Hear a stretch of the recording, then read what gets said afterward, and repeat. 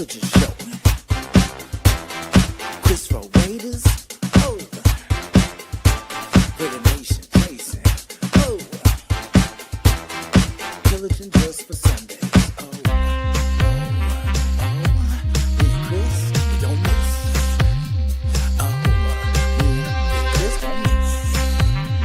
Oh, me and Chris don't miss. When it comes to this Raider classic, we don't miss. Raider Nation, we don't miss.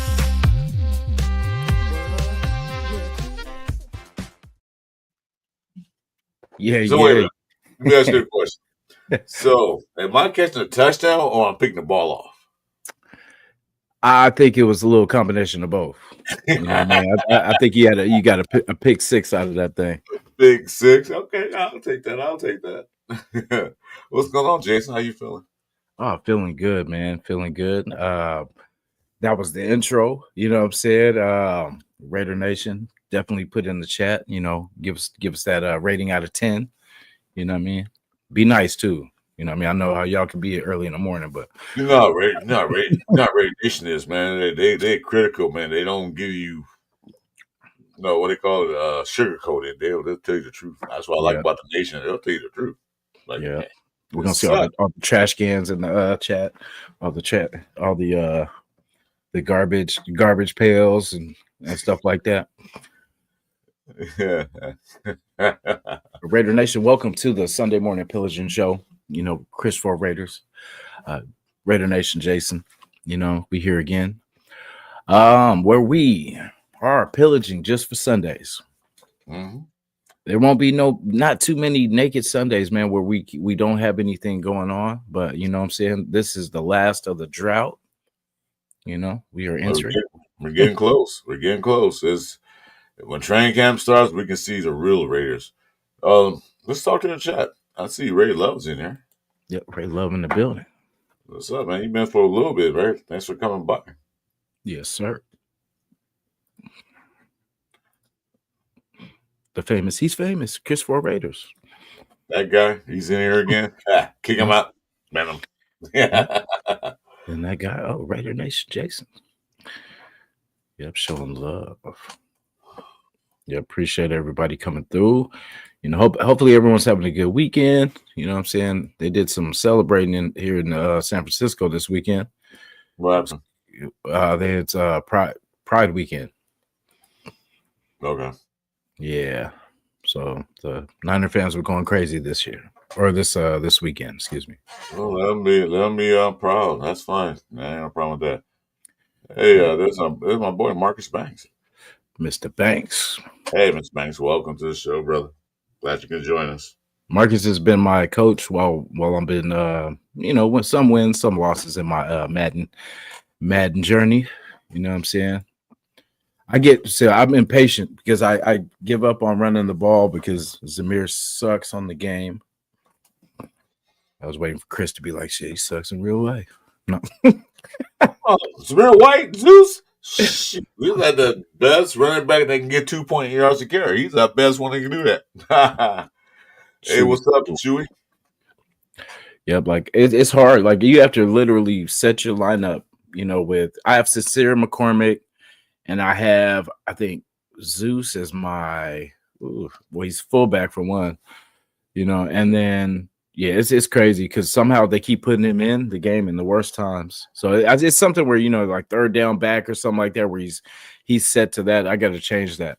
But the wide receiver core, I have 2 tight ends pretty much as my wide receivers, which is crazy because you got Jacoby and then it's between since Mayer and Bowers are kind of ranked higher, they're always set as the receivers. So not very fast, but you got to be every play. You got to take your time and be precise with the Raider roster. It's crazy. Hey, Chewy's a good guy. You want to bring Chewy in the show?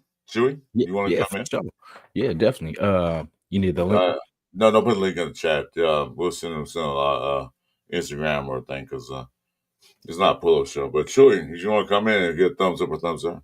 It's just nothing to talk about.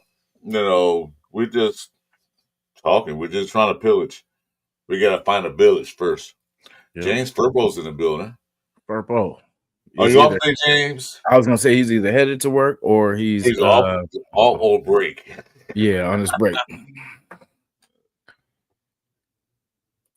Purple in the building. Appreciate you. Yep. Okay, Chewy don't got IG, but I'm down. Okay. You know what? If you want to post in the chat, that's fine, man. People will come in, that's fine. We have an open show. Yeah, might as well. We're gonna talk about maybe somebody has some ideas. Yeah. Hey, in fact, this is for the nation. Like as you see, it's a real one for the Raider Nation, man. So I mean, voice pull up. Voice your opinions. You know what I'm saying? If you want to rant, about, well, I mean, it really is supposed to be a positive spin because we talk a lot of negative stuff about what's going on, but at the same time we keep it real at the same time. So I'll post it. I'll post it in the chat right now. Okay. So yeah, with me and Ray Jason, we usually have a certain repertoire we do on Sundays, but today's Sunday is kind of like, it's kind of like, what do they call it? The day before you take vacation. Mm-hmm. Like I'm going on Europe tomorrow, so I'm just getting ready for it. So I'm just going to relax for right now. That's what it kind of is. So there's a link. So if you guys want to, anybody want to pop in, Chewy, you're welcome to pop in. Max Crosby, welcome to come through. Jacoby, Hey, Pete Carroll, if you're listening, come on in. Come on in. Chip Kelly. Yeah, Chip. Wow. In fact, Chip, stay where you are. Keep doing what you're doing. Keep grinding. Chip is in his mad scientist lab. You watch the movies, the old movies where they had the mad scientists like Frankenstein stuff. They got the bubbly stuff and everything. That's what he's doing. Mm-hmm. Damn, man. I like that. Salute, Jeffrey. What's going on, brother? Hey. Yeah, man. Pop in, man. It's one of It said it won't let him click the link. Let me see. Take the link, copy and paste it, and then put in a browser and do it that way. Because sometimes I had a problem with that too in the old days. Let me see. I'm sure I want to see if this one. Yeah. He said should have went to church, but I'm here watching you guys. I know that's right. This is church, man. It's the church of the nation, man. Come on now. The Raider Church. Church of the Nation, Raider Nation. Let's try it again. If you can, click on it and copy and paste it. There you go. Hey, there we go. There you go. What's up, Chewy? What's good, my brothers? How you guys doing? We're doing, man. What's up? Salute, man. Good morning. That's right. How you been, Jason? I'm gonna change it around a little bit. Ooh, been good, man. Just hanging in there, getting through. Did a whole bunch of cleaning yesterday, so I feel better about the weekend. That's always good, though. Hell yeah. What you guys got going on today? What you guys talking about? Everything and nothing. There ain't shit to talk about. Nothing to talk about. Yeah, actually, I wanted to talk to Chris. I seen you guys fire interview with Violator last night, man. That was really. Oh yeah. That was really awesome, man. Man, that guy is the most down to earth gentleman you could probably meet in your lifetime, man. He speaks the truth. He speaks from the heart. A Violator. I'm gonna say this. And I said last show, I'll say it now. I didn't meet him in LA when I was in one of the LA Raiders. But I saw him like, who's this guy? And those days there weren't a lot of guys dressed in makeup and all that stuff. They wore their cheese hats and all that BS. But he was actually a full persona. It changed a little bit over the years, but it's still the exact same. No, that was and you feel intimidated, but I want to go shake his hand for even doing that. But it was at the time in LA, it was all about, it was Hollywood. You know what Hollywood is, man. You see somebody wearing something like that, everyone crying around there. I couldn't get close to him. I think I saw it twice at the Coliseum. So you're thinking like he one of those guys, though. You see him on the sidelines. You think you're like one of those guys, like, damn, I'll meet you in the back alley. But I tell you what, he's that type of guy. if you have a flat tire on the side of a highway, he drive by, he'll stop and help you. That's the kind of person he is. No, No, he from seemed the back. legit when I was watching you guys. He seemed like a really good dude, to be honest. Yeah. That was a I great mean, interview, though, man. You guys killed it. To be real, that was tight. yeah. Well, yeah, he was. He's real, and he's all about the nation. He's all about the nation. He's all about uniting us and getting everybody together on the same page, which we Yeah. should be doing anyway. So, Yeah, there was so much energy, man. Like it was so. That's what like other fans used to come in, and they used to. That was just a staple, like the black hole, all the crazy costumes, and you know what I'm saying. Like it was crazy. People Yeah. literally had a fear of going into Yeah. Oakland Stadium, and you know it was. Oh, what we're trying to get Vegas to right now is where it's our stadium, where there's it's us, and then it's the few that are brave enough to come into our our home. look, it's a new stadium. Vegas never had any professional teams, so they got it was the Knights, then the Aces. Yeah. So for years It was there a was party no city for the longest. Now it's changed. they weren't no professional teams in Vegas, because NFL and all that stuff. Like too much gambling there. Well, we're gambling anyway, so the map might as put it there. So it's a Yeah. thing. Like I don't know if you guys moved. I moved a lot around town. When you first get a neighborhood, nobody knows who you are. Then you throw that barbecue, then they get to meet you. Like I still don't know who you are. Yeah. Then you throw your second barbecue, like it's kind of cool. Then you throw your third barbecue, now they're your best friends. That's what they got to take for us. First, we got to win some games. Mm-hmm. Then we got to play well, perform right. So it's gonna take time. It's not gonna. If they move back to LA, it'd be a lot different. A lot Yeah. different. It'd be. Because if LA Yeah. got the biggest fan base for the Raiders than any other city. This is So my it'd be thing, though. different. Do you guys think that the culture has changed drastically since going to Vegas, or you think we still got that Oakland? Ooh. Well, like Baller said last night. You see, I've never been to Oakland, Oakland Raider game in Oakland. I was going to one, bus broke down. That's another story. Damn. But I've never been actually to Oakland Coliseum to watch a Raider game. So it's different. The LA culture was more or less like who's there, what Hollywood stars are coming in. Yeah. It's more like when they first got to LA, it was more like a social event. Because we had the Los Angeles Lambs. They moved to Anaheim. Yeah, they moved to Anaheim, like good riddance. And then we got the Raiders because LA was a USC town and UCLA somewhat, but USC town and Dodger town and Laker town. We got a team. We got a real team. That in them days they were competitive. They were dominating. They were good. They weren't super good, but they were good. So when they got here, we were like, another team like the Lambs. But then we saw domination. But still, it's like who? It's like you had to be there. You know what I'm saying? You had to be there when they all the big people and and that was a different culture. I think I don't know. Oakland is a big working class city. It's a blue collar city. Blue collar, baby. Yeah, so the guys work 6 days a week, 60, 70 hours a week. They get their ticket to see a Raider game. And they're gonna be fired up.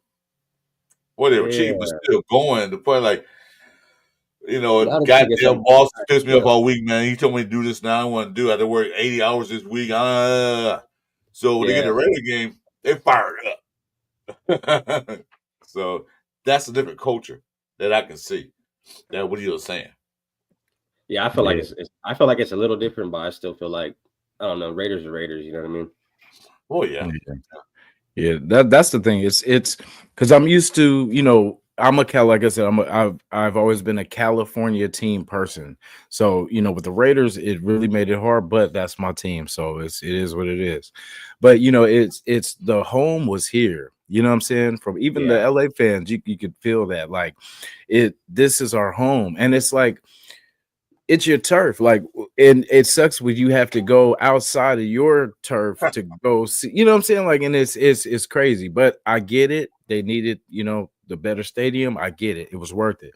I'm It's not. just for until it feels like our home and we travel, and it's gonna take the winning. It's gonna take it getting back because I don't know Yeah. about you guys, but I don't like talking mess and losing. You know what I'm saying? Like, because Raider fans, we could talk mess with the rest of them, but it's just that we haven't been able to back that up the last few years. So that's what Well, I'll tell sucks. you what. And When Mhm. when when I went to Vegas, man, I'm not saying it's locked down right now, but there was a lot of Raider shit everywhere, bro. I Mhm. mean, everywhere you go, you see Raiders, everything. It was tight to see because Mhm. I'm Californian too, as you guys are, and as we know, we split with the 49ers Yeah. in California. It's always the Niners and the Raiders that pretty much split Cali. But it's Yeah. cool, you know what I mean? When you finally go to Vegas and it's just nothing but fucking Raiders, you know what I mean? It was pretty dope. Yeah. That's a Raider And city. They're on the takeover, bro. It's gonna be tight.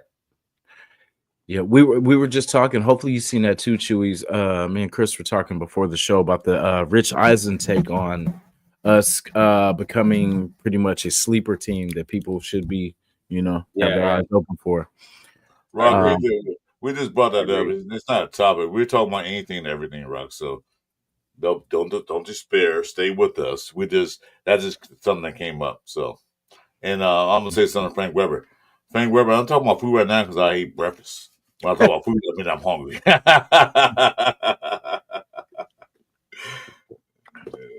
So yeah, go ahead. I'm sorry. Go ahead.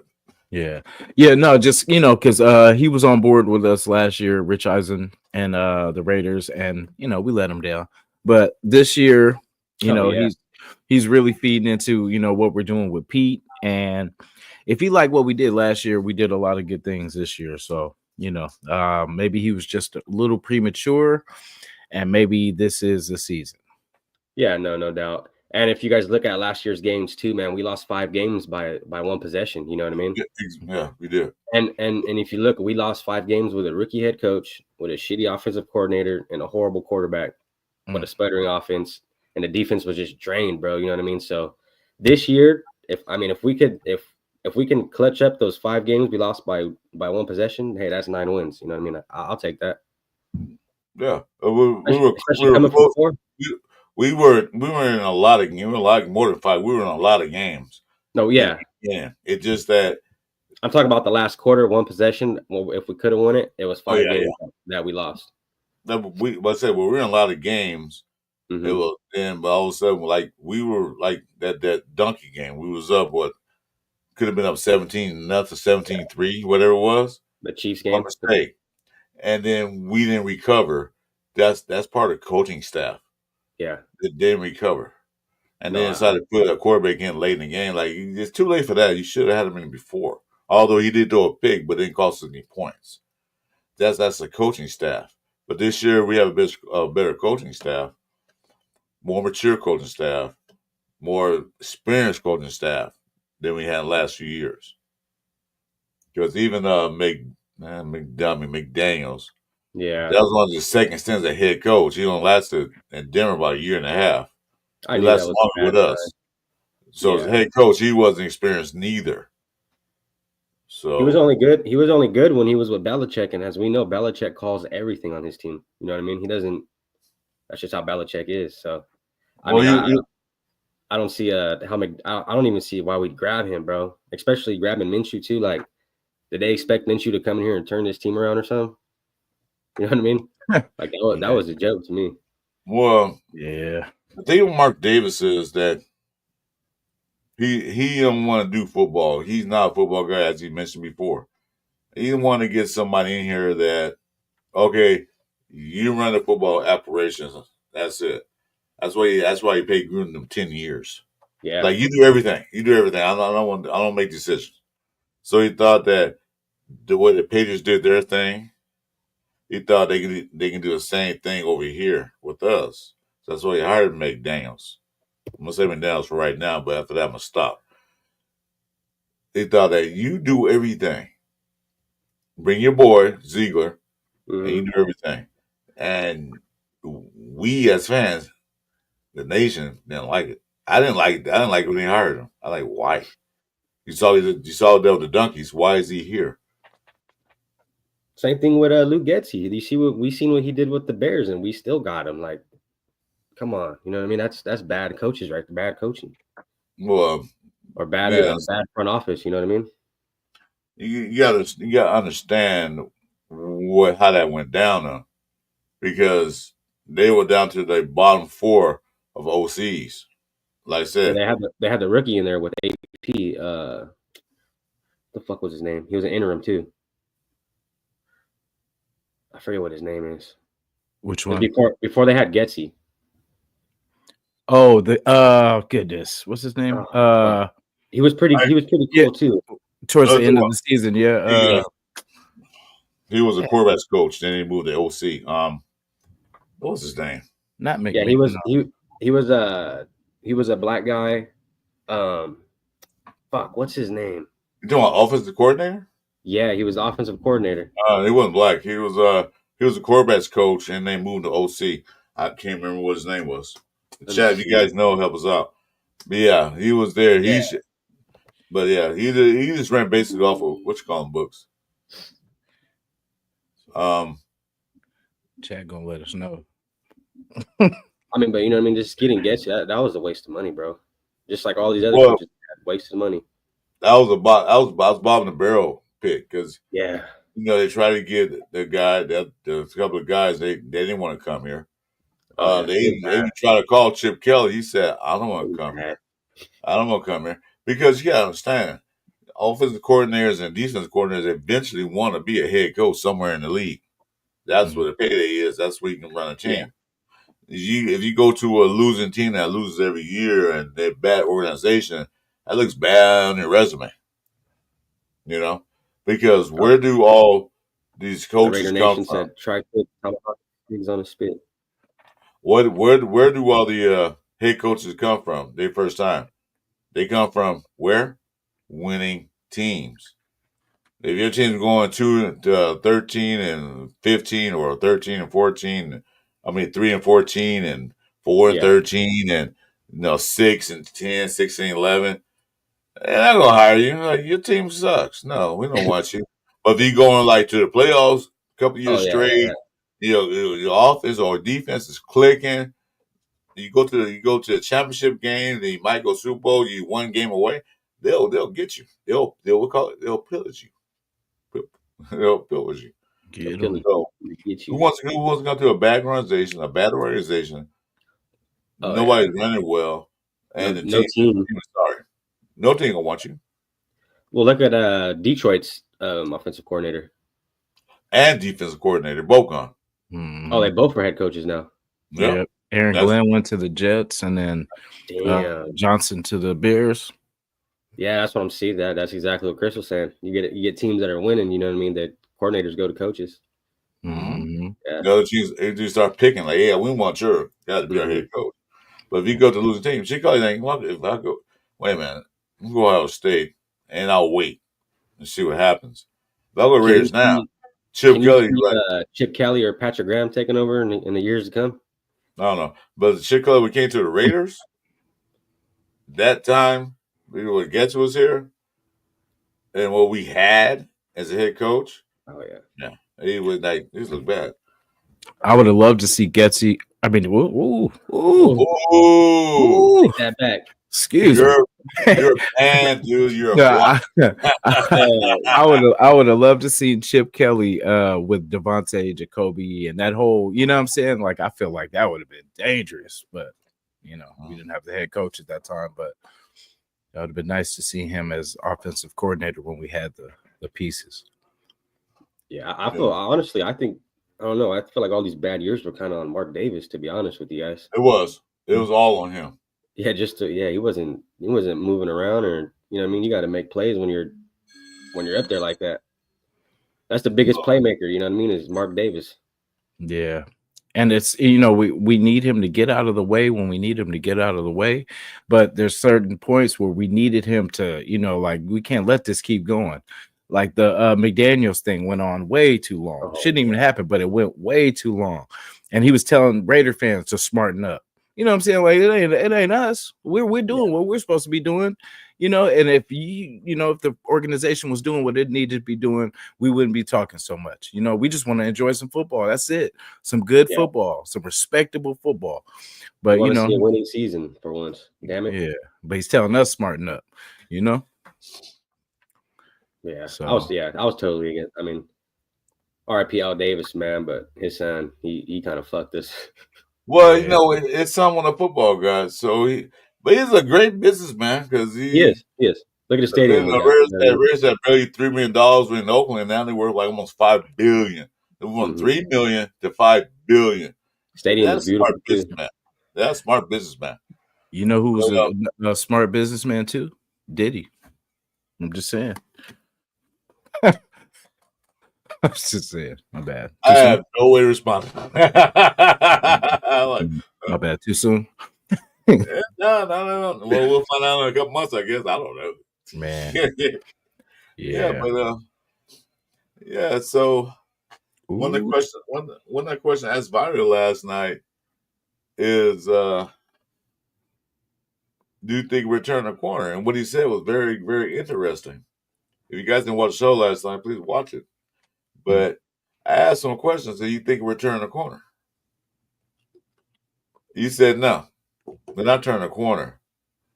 We're actually pivoting to the right lane. And that he makes sense. I said, we're not going straight ahead like we've been going. We're actually, we're on a 2-lane highway. We get into the right lane to make that turn. That's what I got from that. So we're pivoting in the right direction. So, like the Google Maps where it say, in 20 feet, turn right. So we actually get into that lane to make that right turn in 20 feet. Which that's what it feel like we're doing.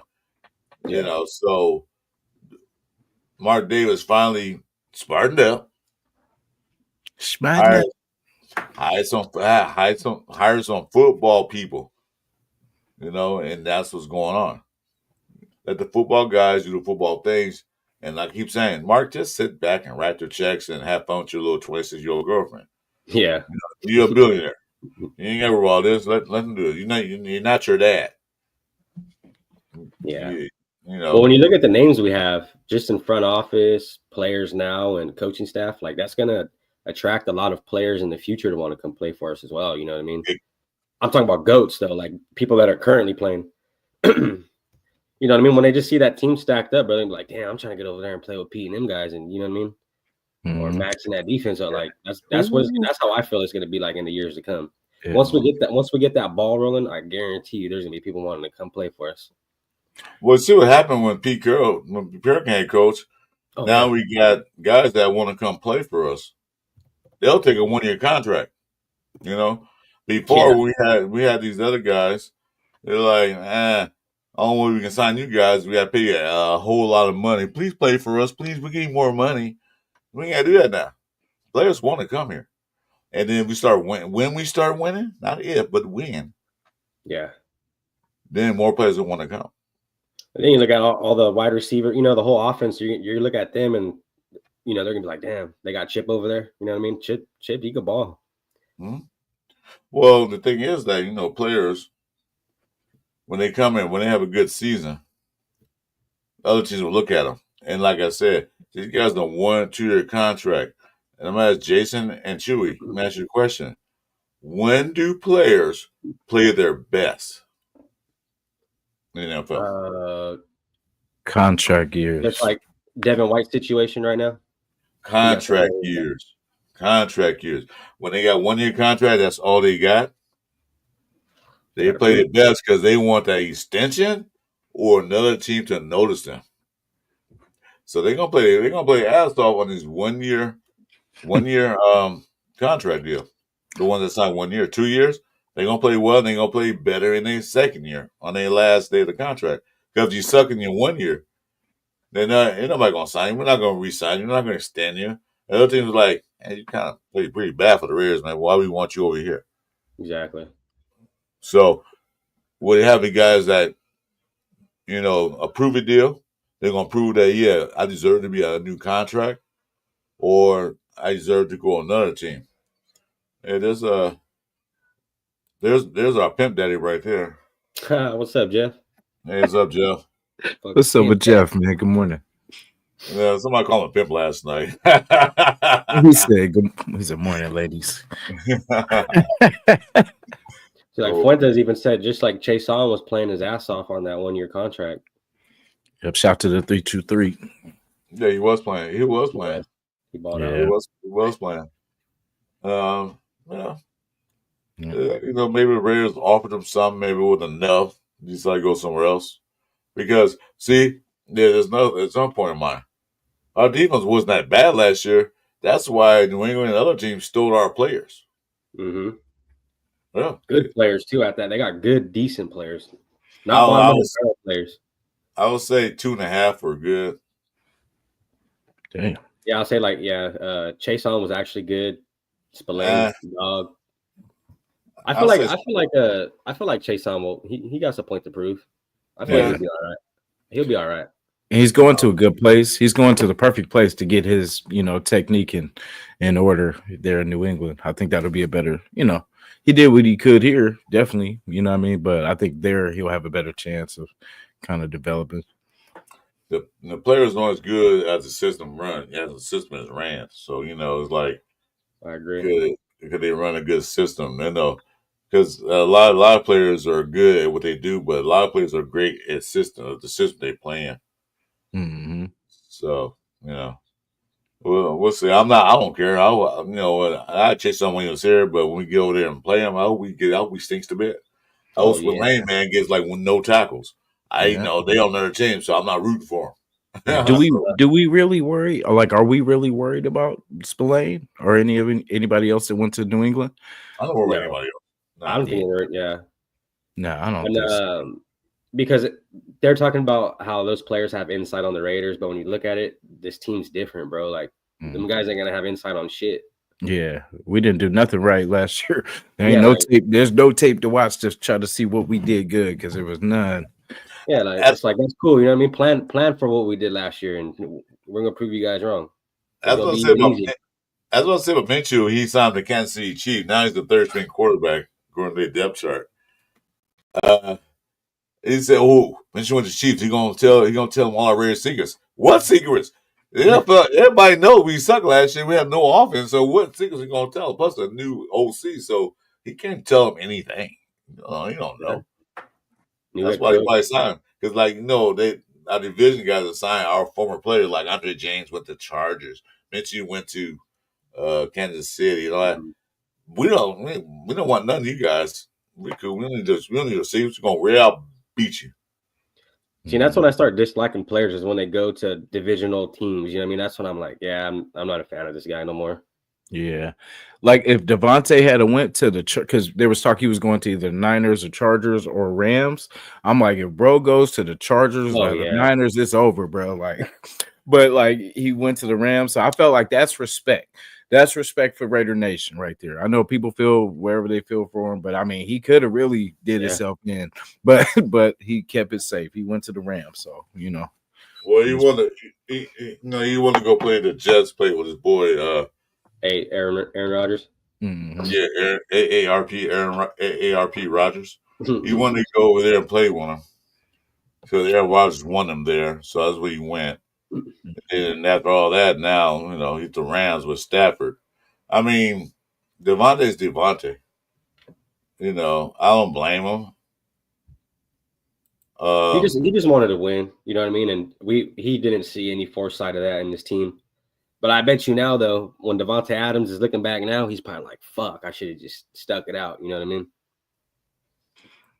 Because imagine if he did. Because imagine if Devontae Adams did stick it out and he didn't have a sour attitude, and now we got the guys in the team we got now. You know what I mean? What's up, Chronicles? Man, Chronicles, hey man, welcome to the show. I'm gonna salute your chat right quick. So hold on a minute. They got Ray Rebel in here. What's up, boy? What's up? Raider Nation dropped in already, sent him something, and of course we got this guy. I don't know why he's here. Pimp Daddy Jeff. I'm just doing the chat right quick. Go ahead and talk, man. Yeah. Oh no, we were just gonna say, because imagine like if you had Minshew, okay, sorry, we'll back up. Imagine you had a good season with DC. You come over, you guys have the best connection, whatever. DC gets up out of there. Now you getting hospital balls from Minshew, and just all the stuff, and then you finally kind of get something going with Aiden, and then it just Okay, salute. Go ahead. everything everything was just crazy. Like, so I mean, I can't blame him for, what I'm saying, not, because it was frustrating. And I mean, to be honest, did it really make sense? Did we expect him to be like, oh yeah, well, this makes sense, oh, I'm on board? No, I'm a black man, this is stupid. Like, what the hell, what are we doing here? You know what I'm saying? And it's like he is gonna speak up, because we didn't blame JJ when he was speaking up. When we don't blame Crosby when he's speaking up. You know what I'm saying? Like, we knows when it's a show, when it's a poop show. You know what I'm saying? And it's like, you can't expect them to lie to yourself every day and say that the sky is green when it's not. You know what I'm saying? Like, it's but now we're on track. So like you said, we're in that right lane. Well, you know what, JJ, he didn't want to leave. He said he wanted to stay, but that Telesco BS, that went down. I don't want to talk. I don't want to get too much in that. But Devontae rubbed me like he didn't want to be here anymore. He wanted to win. He wanted his stats better. He wanted to get that ticket to the Hall of Fame. Which he probably will. I don't know whenever if he does good the Rams or not. But he wanted to be the impact player like he was in Green Bay. He wasn't an impact player here. So, and then you got, he came here good. I'm playing my old boy, Carr. In that first year they played together, he had great yards and all that stuff. And all of a sudden, this new regime takes over. Well, the regime is still there. And all of a sudden, they mad at Carr because of what he did. Ship Carr and let Carr go. And then Devontae stuck like, well, I came here to play with Carr. Although I was traded, but I'm here to play with my boy. We did good in college. Let's do good in the pros. And then, like, all of a sudden, you bringing Minshew? Huh? What's this all about? Or Garoppolo? Mm-hmm. What? What? That's the best you can do? You expect me to sacrifice my body and soul and efforts and all this stuff for a guy who can't give me the ball to me, or if you throw the ball to me, I'm getting cracked by a water boy? Come on. Yeah. By the water boy? Yeah, that's what I mean. He on the sidelines. You didn't see that one game. That's the same game you said, I get it for to get me killed. Got throw the ball sideline, got cracked and ran into somebody on the sideline. I don't know if the water boy or not, but I got to get out of here. Yeah, thank you, Chris. I meant the Garoppolo. Then you finally get something developed with Aiden, and then Minshew. The whole kind of order was crazy. I mean, I know they say Tommy ruined it, but hey, that draft pick was legendary. Yeah, I mean, to be honest, he did fuck up, but the draft pick was good, dog. You got to cut him some slack. Yeah, I was gonna say, like, that would have broke us if we had did all the moving that everybody wanted us to do. We wouldn't even had the picks to go along with it. Like the Bowers that we have now, the mayor that we have. You know what I'm saying? Like all the high picks and the stuff that we've actually did these last two drafts wouldn't be there. So I mean, really, and look, we still got Geno. So like, we're cool for for right now. Like I said, and we still got time. Hopefully Geno is everything that we expect, because that's going to sell it right there. And then eventually, I think before Pete gets out of there, they're going to develop another quarterback, when it's time. He's not, because like, look what he's already did for us already. We got the quarterback, offensive coordinator. We got pretty much everything in place. So imagine this times three, the three to 4 years, whatever, that he's going to be here. And this is just the beginning.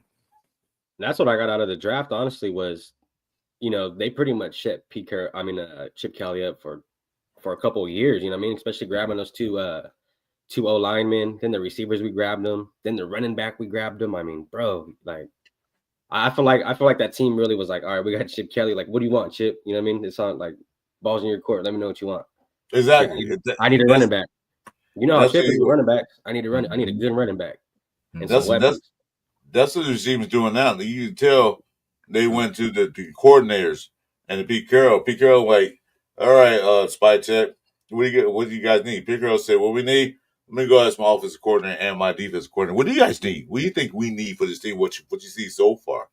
That's And how he you let the win. guy say, we need this guy, we need that guy, we need this type of guy, we need this and that. Because last year that didn't happen. We saw him give Telesco a lot of credit for Brock Bowers because Brock Bowers was a top 5 pick. I keep saying this. Yeah. It was a quarterback heavy run draft and a couple receivers.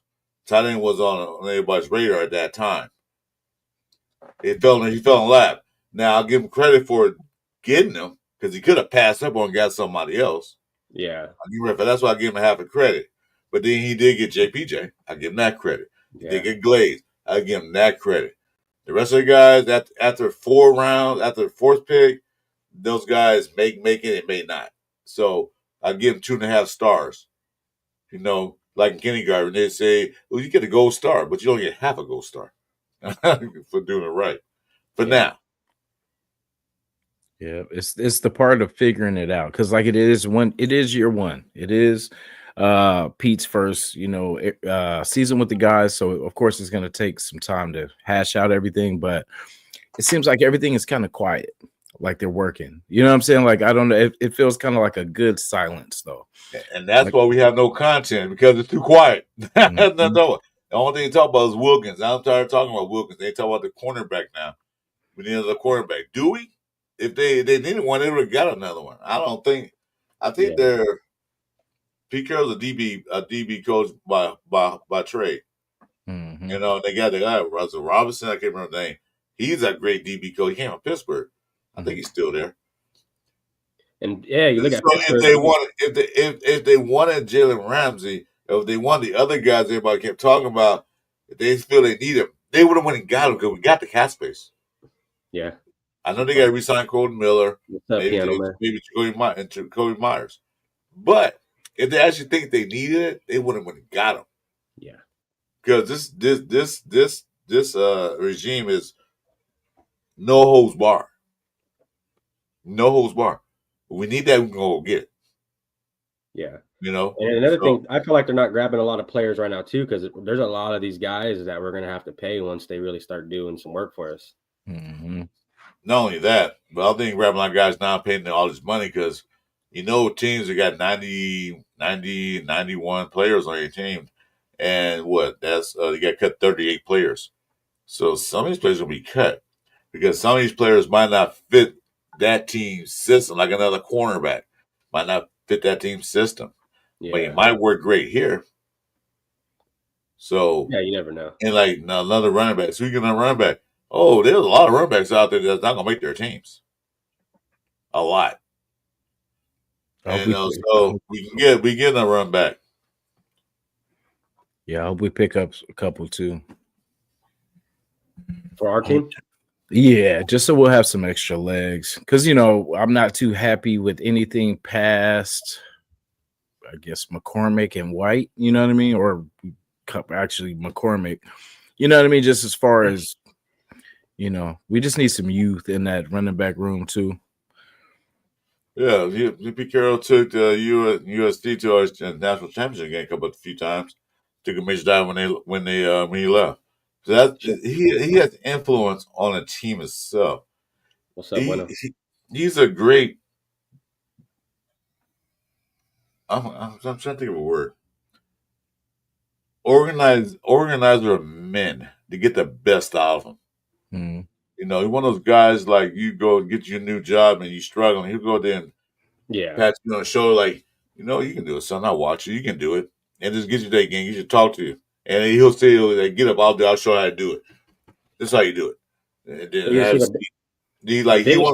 teacher. He's a teacher, motivator, and like a daddy to a lot of these guys, especially young guys. Yeah, that's a good one. Now, I was gonna say though, with the whole thing with the new coach and everything, how Jason was saying earlier, it's the first year, guys got to get rolling. Well, the main thing is always the coach and the quarterback. But now we got a coach that's been with this quarterback with a new team, so I feel like it shouldn't really take too long to get the ball rolling. You know what I mean? Yeah, I agree. I say 10-7. People say, yeah. Somebody got 12-5. I think that'd be nice. I'm with that too. I think Rebel had 12-5.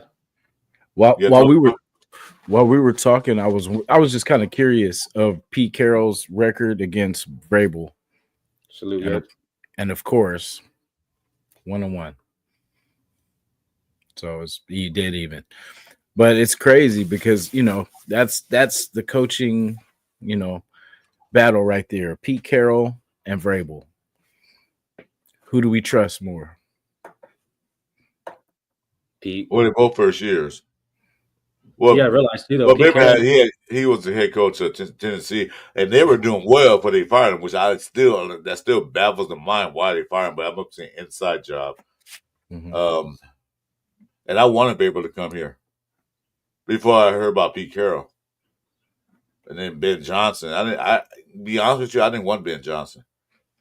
If yeah, it those came guys are to risky. They're if risky. it become offensive coordinator, fine, I'm good with that. But the head coach is first time. We already experienced that first time head coach. Then he might do great in Chicago. We don't know yet. We'll see. But we've been in the dumps too long to test the market out. You know, Mm-hmm. you don't sit there and test drive Mercedes Benz and BMWs and all these fancy cars.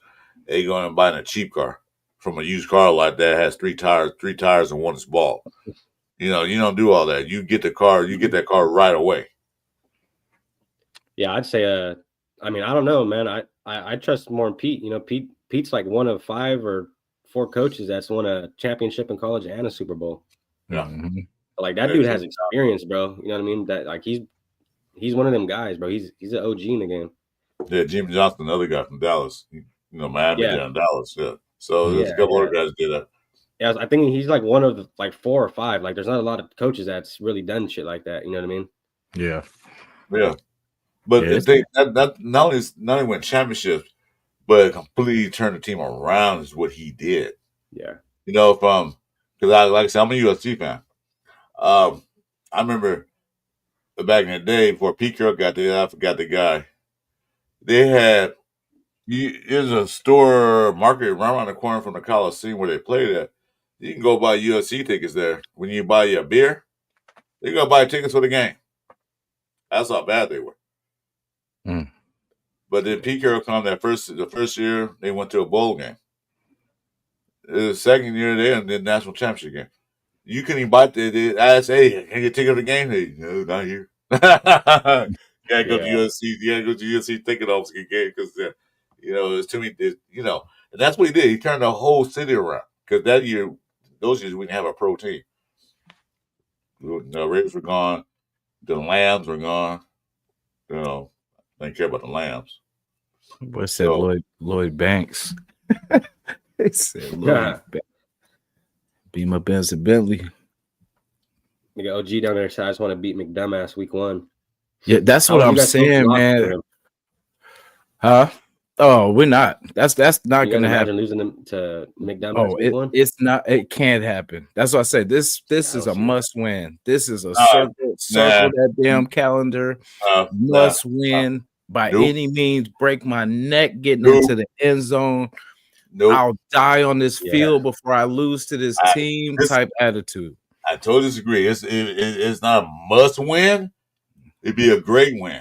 Now, must wins week. The game 2 is a must win. Yeah. That's a home opener against our divisional rival. That's a must win. That's to set the stage for the division. Let them know. That's the game to win. They can win that game. Great, let's win it. Be 1-0. But the game we have to win to set the stage for the season is game 2. Game Chris, 2 against Chargers at home. That's the way I'm gonna counter you, Chris, on that because this is going to be the game to make our home opener so beastly. Like if we handle our business, we come into our home opener 1-0, spank them Chargers. That's what I say. If we start off 2-0, we playoff bound. You know what I'm saying? That's how important both these games. Like you are right, game 2, but we have to win game 1 because it looks good. Like we should, and we should, but we have to smack the Patriots, smack the Chargers If we want the playoffs to have a chance, we have to be 2-0. Have to start off 2-0. No more of this 1-3 and 0-3 and 1-4 and all. We can't. Our team ain't built like that. We have to win now. We got to sneak any win that we can get. You know what I mean? So we can't. We're not asking. We taking. I can say not. I can say it's a win we have to get. I'm not saying it's not a most important win, because you got to remember there'll be 32 teams playing that game that first week. There's gonna be 16 teams that are 0-1 and 16 gonna be 1-0. No means you can't come back from 0-1. Look what happened to us. We was one big ball. What happened? We came home and crapped the bed at a home opener against a team that was on paper weaker than us. We crapped the bed. So I'm saying that it didn't want a division game. It was an out division game. It was out of conference game. It was an NFC team. I'm just saying this. We beat the Patriots. Oh yeah, great, goddamn good. We're on a good start. I'm just saying that. I'm not saying we shouldn't. We ought to win a game. Yeah, I think we should win that game. I'm saying it's not a must win. The must win is against the divisional rivals to get that 1-0 in the division to get the season started. Let everybody know, like, shit. No, we're not a stepping stone no more. We're not the clowns in the NFL no more. We can beat you because Harbaugh's already talking crap about the Raiders right now. Where's he at? Say it to my face. Well, this is my thing, I'm saying right now, we if draws come here think they're gonna win. No, we just pointing right the ass out the stadium, and then let them know, like, yeah, let's try it again. We'll come see you guys again at your house. We're gonna do the same thing at your house, and Kansas City, and let the Broncos know, like, we ain't fucking around no more. Excuse my language. We ain't fucking around no more. This is the new team. This is what we're gonna do to you. That sets a statement for the rest of the division and the NFL. Because last year, we got smoked by all the division. That's the most important game. Well, in my opinion, that's my opinion. Yeah. The Patriots game is important, but go on one. Some teams win. A few teams win, like, started the season 1-3, made the playoffs. Yeah. Well, I just say because it's an AFC opponent, and down the line when this becomes playoff time, we're gonna have to have those AFC wins. You know what I'm saying? Like, to those tiebreakers to get in the playoffs, we need everything in the AFC, and we need it all. You know what I mean? But yeah, I know you are right though. But I'm just saying, like, that's why I won, is because it's an AFC win, and I hate when it comes at the last games of the season where we need this team to win and we need this other team to tie, and then that way we can handle our own business, like taking it personal against the AFC. I get that. I get that. Yeah, I see your point. Yeah, that's a valid point. I get that. But I said, we have to get our division squared away first before anything else. We have to make sure that we can't go 0-6 in division. Yeah. I don't want to go 3-3. I want to go 4-2. I want to go 4 division that way, because the playoffs, how playoffs run. If it's a tie division, it goes by divisional wins, then it goes by conference wins, stuff. So that game is important for the Patriots. I agree. But like I said, if they go and make a good showing, if it comes down to like last minute field goal, the Patriots win. But we played some bitches tough. They were panicking. So my thing is, when we look at the season, though, those first 3 games are really big. Those first 3 games are going to tell us a lot about our team, because the first game we play the Pats, obvious, like, you got to win that team, right? If you lose to that team, I mean, what the fuck? Second game's division, that you have to win that, and then that third game is the Commanders, bro. And if we can beat the Commanders, dude, that's going to say a lot about this team. You know what I mean? So those 3 games, I think, are going to be very big for us. First 3. The Commanders going to be a good game. You got to go there and travel. I'm not so much worried about them as much as worried about the other teams. Like I said, I'm more worried about the division. If we can come in second place on the division at least minimum, because Kansas City's a favorite to win it all when they win the division and go Super Bowl again. As always, until somebody take about their high horse. We can't win our division again. How are we going to beat everybody else? Because I remember a point in time we were 6-0 division and didn't make the playoffs. Know why? We beat our division now, but we couldn't beat everybody else. So your point is right, Jason. I agree with that. But the point is, I'm saying that sets the tone for the rest of the season. That'll get the players like, yeah, we can beat anybody.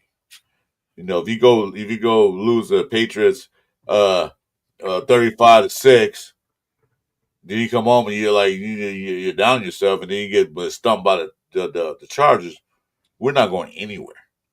But if we lose the Patriots, like a close game, if we lose, if in a close game that was a tough fought game, they're still gonna be like, okay, we could have had it, but they panic at the last minute field goal. Yeah, all right, fine. But then we come home and say, you know what? We were in front of our crowd, our home, wearing our black jerseys.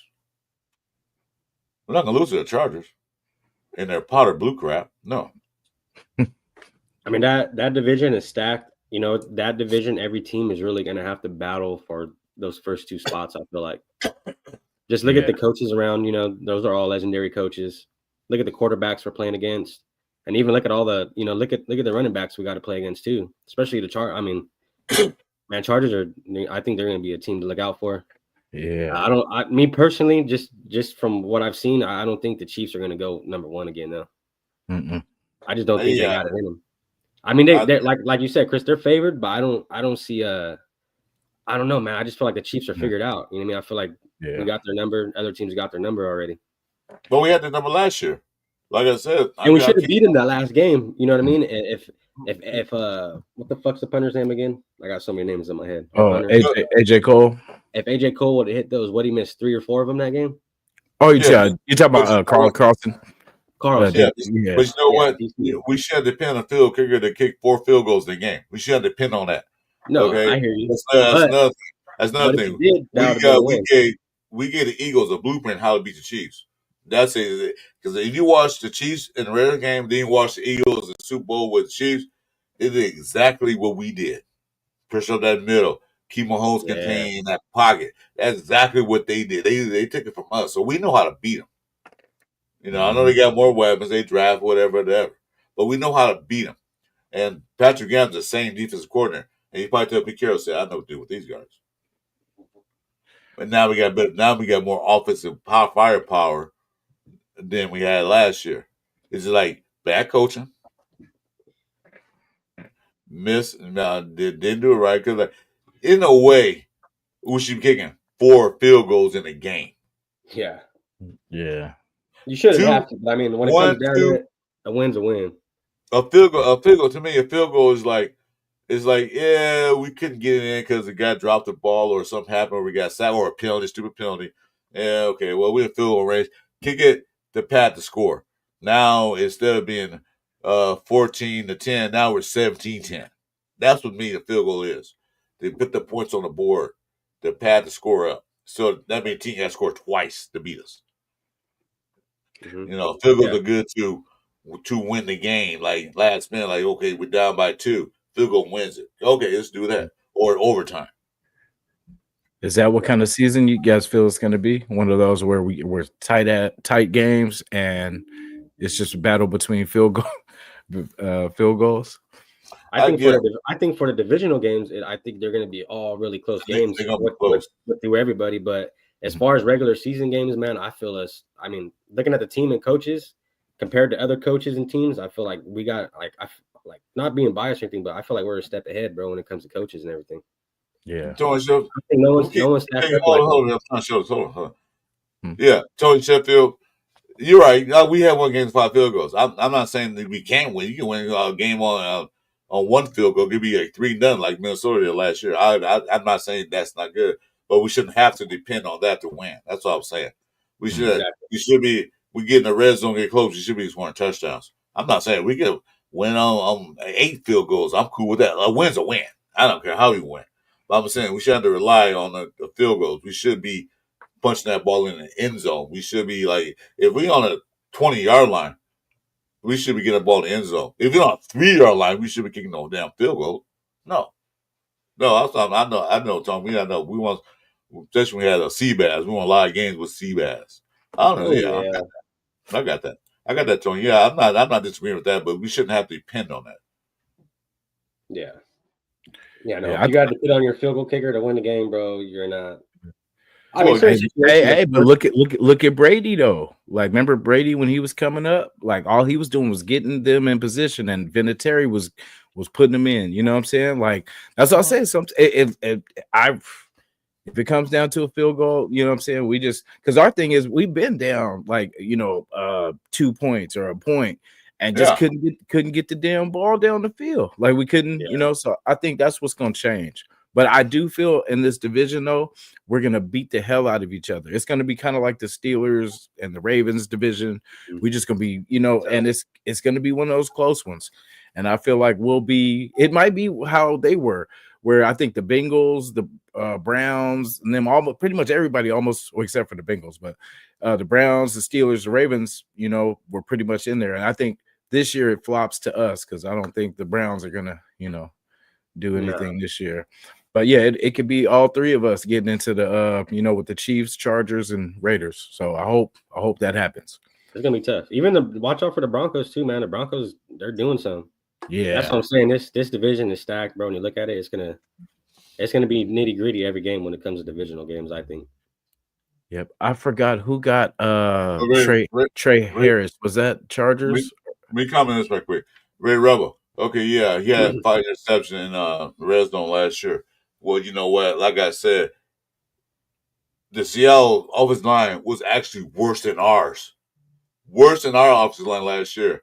The dude, I watched some of the game highlights. He was running for his life. And he tried to get the ball in the best way he could. He had no running game. He had nothing. He basically had what we had last year, but worse. Seattle. So this is going to be different. The offensive line going to be different. They got a running back, 2 running backs, maybe 3. Better offensive line, better center. You got the phenomenal tight end. You got a receiver that's 6'5". You can never see a 6'6". I don't think going to make the team without Collins. So his chances are better now this year with the Raiders. Everybody talking about he had 15 or something like that. Yeah, he had no choice. He was running around like Minshew was. Yeah. And he's reuniting with Pete Carroll. The offensive line is worse than ours. There was no Pete Carroll though, Yeah, now he's back with Pete, and he's back, and he's with Chip now, new addition. Right. And so it's gonna be different. There's gonna be a lot of difference. So that was last year's stats with the Seattle. But when Pete was there, he was balling. See, and this is my thing with Pete is when we look at how Pete went and won that Super Bowl, he had a great defense and he had a decent offense. And you know what I mean? When you look at how that team was built, that Seattle team, how it was built, that kind of resembles the team Pete is building here.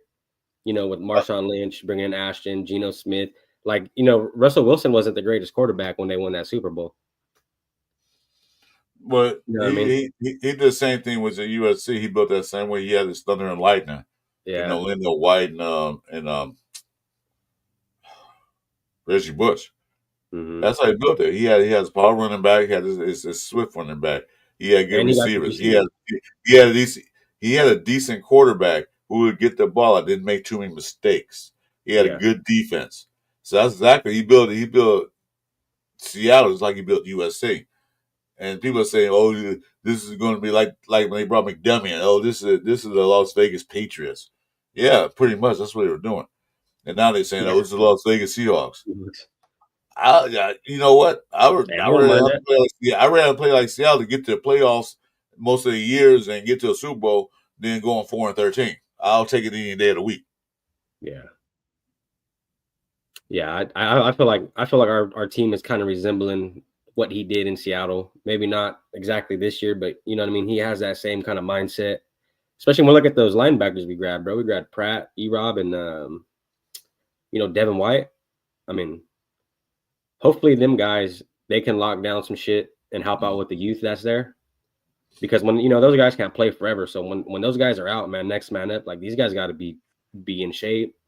They gotta know the game, you know what I mean? So I'm hoping those OGs that we grabbed in the linebacker room can really, really affect a lot of the young guys we got. Well, all teams play like the personnel of their head coach. Look at the Patriots, Belichick. That was his person. That was his personnel. That was his, him. They reflect off of that. The team goes off the coach, whether the coach is fired up or not. Is coach fired up? Team is fired up. The coach is blah blah blah. They're gonna be blah blah blah too. So I take the what word I'm looking for? Personality from the head coach.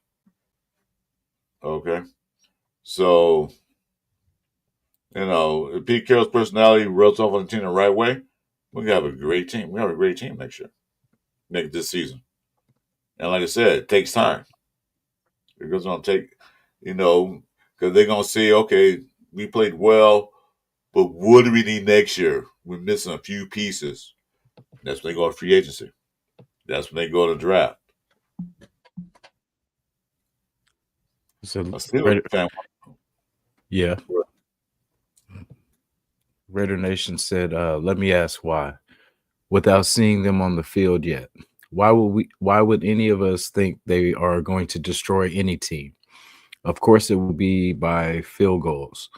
This is year one. Let's be realistic and enjoy. You guys misconcept what I was saying. It could be about field goals. It could be about goddamn safety. It doesn't matter when's the win. I've been saying we should have to rely on field goals to win a game. That's all I'm saying. Why you guys miss your words? Yeah, I gotta say they can kick 9 field goals in one game and win. I'm fine with that. Wins a win. I'm just saying in that Kansas City game, everybody's getting a case on a field goal kicker. Yeah, he did miss some field goals. Yeah, it happens.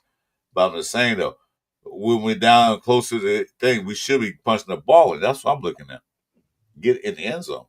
But if it takes field goals because of weather, climate, and all that stuff, fine. I'm fine with that. But we shouldn't have to rely on that. Yeah, if you're relying on your field goal kicker, then obviously your offense isn't doing what they need to do to get touchdowns. Thank you, Judy. That's what I was saying. That's all I'm saying. I don't care. It's like in basketball. Like, would you rather have, you know what I mean? Twos and threes, like, you know what I mean? 3 or 7, you know what I mean? Right. That part. Yeah, exactly. But hey, it is good to have those field goal kickers in there that, you know what I mean? Like Janikowski, bro, we could put him deep, and we know he's hitting that shit in there. There's no doubt about it. So I mean, that's kind of a little cushion, I guess, for the offense to have. You know what I mean? When you do have a good kicker, but like you said, Chris, I wouldn't want to lean on my kicker to win. I wouldn't rely on that. OG, yeah. I got your back on that, brother. I said the exact same thing. That's tough. We're going to, I don't know, destroy the Eagles, but we might win that game, come back and lose the Titans. The Titans, I don't know, I'm saying though, that Titan game scares me more than any other game this season. That's one of the games like we shouldn't win on paper, but they're gonna lose to them for some reason. I just feel that. There's like that's one of the games I'm scared of. Not scared of, but like worried. Last year. And it's gonna be Levis. It won't even be what's his name. It'll be Levis, and come out and blow us out. Who, Cam Ward? Yeah, it won't even be Cam Ward. It'll be just somehow, some way. It'll be Levis, and then be like, "Oh, we got this," and then we get blew back by 7 touchdowns by Levis. Look, last year we went and beat the Ravens, and then we lost to the Panthers. Yeah, back to back. Like, man, our boy, old Dalton. But that's what happens, when you got rookies in there, rookie head coach. Mm-hmm. You go and beat the Ravens and lose to the fucking Panthers. Like, come on. Yeah. And this will be different because we, like Alpha One said it earlier, we are better, we have a better coaching staff. So better coaches produce better players, So we good. Yeah, it's good. The players take the personality of the coach. Like I said, y'all seen the videos. What other head coaches out there wrestling their players and pin them down to the ground and running with them. You don't see too many coaches do that. Pete Carroll's 64. Yeah, well, he's not. He's like 40. He looks like he's 40, huh? He acts like he's 40. But that's what keeps him young. That's why he came back. I think Pete Carroll didn't come as a coach, and he probably was just withered away. But that's why he came back. He took a year off. He said, "I'm going back. This is my passion." When the man has that much passion about football, because he's been in the football business for years. He's to be a D-back at Pacific University. Jason, you know where I said, right? Yeah, a little bit. Stockton. That's up there by Stockton. They used to have a football team back in the day. They don't have one now. It's basketball. He used to be a DB for them back in the day when they had a football team. Tony Sheffer said, let me see. He said, "Do you guys re-sign Carlson now? I'm good with it. Would you guys re-sign him now?" Well, he's fine now. He got a good contract. He hasn't re-signed yet. Okay. Yeah. Do you guys sign Carlson now? Nah, they can wait. They can wait on that. Yeah, especially last year, he got to prove his point again because he kind of last year he kind of stumbled a little bit. Yeah, I felt like we didn't put him out there enough last year. I think that was yeah, exactly. Was it last year or the year before? But I was gonna say because we were maybe we just been used to him being the game winner or whatever for us. But yeah, it just seemed like last year was like he should have been out there more because there was times we went for it with Pierce and like just. We could have kicked a field goal, and then I guess he thought we weren't going to get the ball again, and the defense ended up getting it back, and then it's something like 4th and 2, 4th and 3, like we have field range, although we down with 11 points. Kick that field goal anyway, get the points. Then we still have time because defense didn't play bad. They played that bad last year. For that they can run the score because the teams didn't blow us out, but the Carolina Panthers one when they really blew us out the gates. A lot of teams didn't really blow us out, and we were there, but just could get the points. 2 cents, salute, brother. Yeah, 2 cents. What's up, fellas? Welcome to the chat. Let's see here. What we got? Yeah, man. I'm looking forward to the season. My expectation not as high as I was when I heard AP, but I can see the direction going there. It looks good. You know what? If they win 8 games, I'm okay with that. Yeah. If they win 10 games, I'm great with that. If they win 12 fucking games, I'm throwing a party for everybody. That's right. Where's that at? Where's that at? Where you from? Where you guys from again? I'm gonna tell you till they win 12 games. What street you live on, bro? I need some barbecue. I'm not gonna tell you that till they win 12 games. They would if they're 11-5 and they win that last game against the Queeps. I'll put mattress out there. I'll throw a big barbecue. Because I'm coming. It's been a while, man, since we've seen some greatness like that. You know what I mean? Yeah. I mean, even going to the playoffs with Carr, I mean, that was kind of exciting, but you know what I mean? You guys seen, we lost to the fucking Bengals. Yeah, but we were in that, you know what I'm saying? We were in Remember that the janky call and all, you know what I'm saying? It was so much, and then they didn't do anything with it either. So, And that year that we lost to the Bengals, they ended up going to the Super Bowl that year. Mm-hmm. And lost. I was kind of like, I guess, you know what I mean? It is what it is. And that's crazy. That was Joe Burrow's chance right there to get it. Yeah, it was. And it seems like Joe Burrow, he's been stuttering ever since. Yeah, they haven't really. I mean, it's not really him. He's a great. It's that team that they had over there. Yeah, I've been asking for Joe. Something wasn't clicking over there. He'll be a Raider before it's over. That's why I like even Pratt, bro. Picking up Pratt. I mean, that defense that they had was kind of sorry, but when you really sit down and diagnose Pratt how he played, bro, I mean, I think he was a great pickup, especially for the price we got him for. I mean. Yeah. Because right now we don't need to sign, big names for fucking top dollar contracts where we can't afford to repay anybody or extend anybody or you know what I mean? So that's why I feel like this team we got, and even with the front office, man, they look a whole lot smarter, you know what I mean? Just the way they're moving, how things are getting made. I mean, I don't see us staying at 4 or 5 wins this year at all. No. And you know how we're asking for like a veteran DB right now. What's gonna make up for that is our linebacking core. By them being veterans, by them being, you know what I mean, because they're gonna be able to kind of fill that gap and hopefully fill the gaps and stop some of these. Because I know we got a lot of. This is the best linebacker core I've seen in quite some time. You know what I mean? So it's kind of cool to see because that means we get. Hopefully that we're stopping the run and that we're not getting blew up in the flat. Well, I did a video and all 3 of those linebackers that we have, E-Rob, Pratt, and Devin White, They've all been to a Super Bowl. The only one who hasn't won a Super Bowl was Jermaine Pratt. So I mean that you know what I mean. Those guys been in big games. They know how to handle themselves. You know they know what they need to do. Mm-hmm.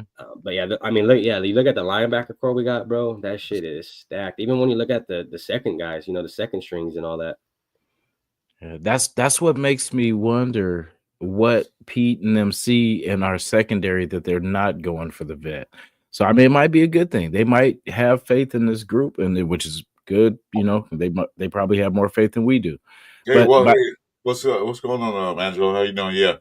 and they did address the linebacking core. That was something that we've been asking for. So, like I said, it makes me curious of like why they haven't kind of went out there for DB help, because maybe we already have it and we don't even know it.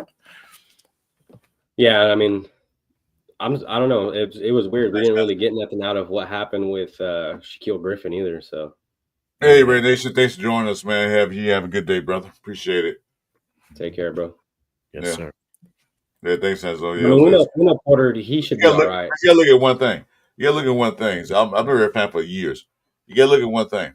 We play players these big contracts and perform. We gotta stop doing that. Like I said, if they want Jalen Ramsey. Wait, let me finish you. If they want Jalen Ramsey, if they really want him, they thought they need him, they go out and get him. You know, Miami want to trade for him. Like, now you're not getting a 3rd round pick. We'll give you this, a 5th round pick, and everything else. So you got to absorb some of that contract. If you want to get rid of him, if we give you a pick, we'll give you a 6th, 5th, or 6th round pick, and we'll take half that contract off you if they wanted him. Or they might just wait till they cut him. Like I said, if they think they need him, then fine. Because I'll tell you one thing. We don't need to sign that other guy that signed that one that I forgot who it was. It came from Green Bay. Like that was always if they want him, they'd have picked him up too. They didn't. They got one guy they got Stokes from. They say he's more valuable than this guy. We'll take him. So all this talk about Jalen Ramsey, I'm fine if they get him. But if they really want him, they'll go sign him. Yeah. We got enough cap space. $10 million not gonna kill us. No, we can restructure contracts and stuff like that. We need to, if we need to. But the thing is, playing these players these big time contracts for 1 or 2 years, and then 2 years down the road, we have no money and they're gone. That makes no sense. We've been doing that for too many damn years. We got to stop doing that. See, signing these players, they're not young, they're older. But what they're doing is they're setting a tone for these younger players to come in and learn behind these veterans for 1 or 2 years. So they're the next man up. That's what they're doing. That's what I see they're doing. Anyway, I'm not saying that is what they're doing. But I'm cool with what they're doing. You know, we need this, we need that. Yeah, we're content curators. We're the fans. We don't know what goes inside the office. We know what they're looking at, what they see. Nobody's a football expert outside the people in the building. We're all couch GMs. So they see something. They see that Damian Porter they signed. They see something like, you know what? You know, the Cameron Richardson, they might see something in him. They let go a few guys that the other regime drafted because they said, nah, he's not going to fit what we want to do. Yeah. They don't want just players because of what he did last year. They want players that did that fits the system that they about to run. That's why they got Roberts. And like I said, playing, everybody was playing. Yeah, I want to keep him back. I want to keep him, but they probably offered him a contract. But New England Patriots said, "We give you more money." Yeah, you're a guy. Yeah. I love it here, but you know what? Bye. I'm getting paid more over here. Yeah. We don't know what they offered. Nothing ever came out. But then again, say, well, we're gonna pay you this because you kind of fit our system, kind of not. You know, we'll give you this, but you know. Yeah, he was undersized too for what Pete Carroll likes. You know what I mean? Too in this, because you know he was a little undersized, but for us he was, you know, I guess the best backer we had. But now, I mean, I'm like, who? But who? Yeah. Well, where did Roberts come from? What team he played for? Pats. New England. Roberts came from Pittsburgh, dude. Steelers. No, well, his, you know, Robert's career basically was in He won a Super Bowl with the Patriots. Yeah, but what his last team he played for? Where did he come from? Steelers. Miami. Yeah. Or was it still? Yeah, Steelers. Steelers. Yeah, And where did Stain come from? Steelers. Okay. The Steelers know how to run defense. They know how to play defense. So we got 2 linebackers from the Steelers in the past couple of years that know how to play defense. I'm fine with it. He's a run stopper. He's a beast. Then he signed on, like you said, Pratt. We'll see how he does. Devin White's he's a veteran. I don't expect him to be the leading tackler and all that stuff in the league, but he's a veteran. He will teach these young linebackers that we got in the room, this is what you need to do. Pete Carroll's all about teaching football, not playing it. You see what I'm saying? Let's teach the game of football, the basic, the knowledge of it. It's not just anybody. Look, me, Jason, and you, Chewy, we can go out there and play a game of football. Don't mean we know about it, but we know how to throw the ball and run. Yeah. That's childish crap. Just childish stuff. Play street ball back when we were kids. But actually to play the game and the knowledge and accuracy of it, that's what Pete Carroll's doing. He's teaching these guys how to play, how to learn football. He's a teacher more than a head coach. And those three linebackers, they're great guys to learn from. Like I said, they've all been to Super Bowls. The only one who hasn't won one was Pratt. But you know what I mean? When you get guys who've been to games like that, that's a good experience for especially those young guys, bro. Yeah. Then they're asking these questions like, man, what does it feel like to get to the Super Bowl? Like, hey, E-Rob, what does it feel like to win? You know what I mean? And I'm sure when E-Rob and them guys come in, they don't want to come and lose. You know what I mean? Yeah. That's why I feel like those 3 linebackers we grabbed, those are going to be a real big factor when it comes to our next linebackers coming up to play. Exactly. But they also not going to teach them how the young guys going to ask how it felt like. They're going to ask them. They're going to see them like Rob will say, "You're good. You're athletic. You're big, but your technique is a little off. In order to do better, this is what you need to do." You know what I'm saying? He's going to teach them those small things. You know, people say like football. Oh, I forget who said that. I can't remember. Football is 10% physical, 90% mental. It's all up here. You know, you can be the biggest athlete, the fastest athlete. Don't mean you can play football. But you can be a little smaller guy, like some of these linebackers say you're undersized. Yeah, they're undersized, but they got this right here. Look at Tyree Wilson. They got that dog in them. Yeah, Tyree Wilson, big dude. That mentality.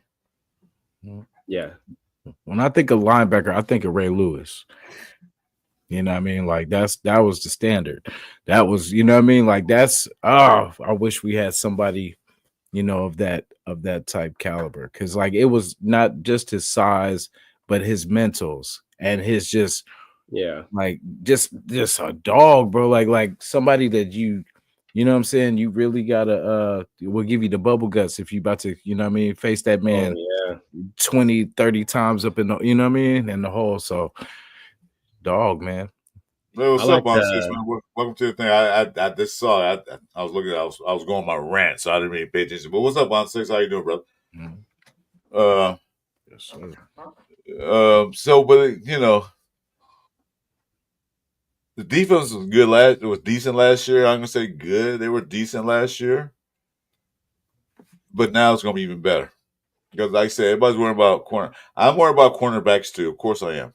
But like Jason said, if you got the linebackers there, and you got the defensive line that's pressure the quarterbacks, the cornerbacks can be like Jeff said a while back, it'd be second rate because they ain't got to worry about it because they getting sacks or throwing the ball out of bounds or getting the ball chipped, the line of scrimmage, getting interceptions.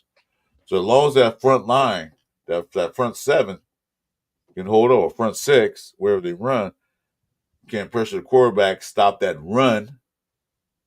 The cornerback should, the safety, the D-back should have an easier time. But if you let the quarterback sit there for 10 seconds, like actually sit back there running around, they're going to get open. Yeah. Because you're going to stay with one guy so long. Yeah. That's what I'm hoping these linebackers can kind of, you know, help these guys out because they got experience. They got, you know, the you know, time of playing the game. So they know, you know, they know where the holes are. They know where the gaps are.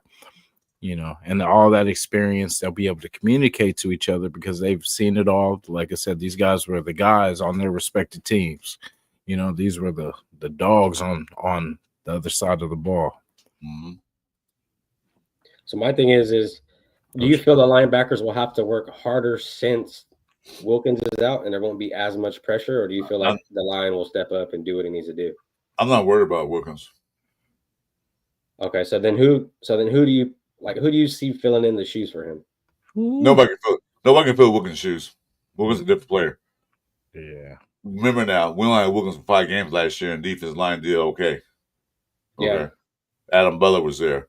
Then we had a couple other guys over there, but now they picked up a couple of guys in the free agency.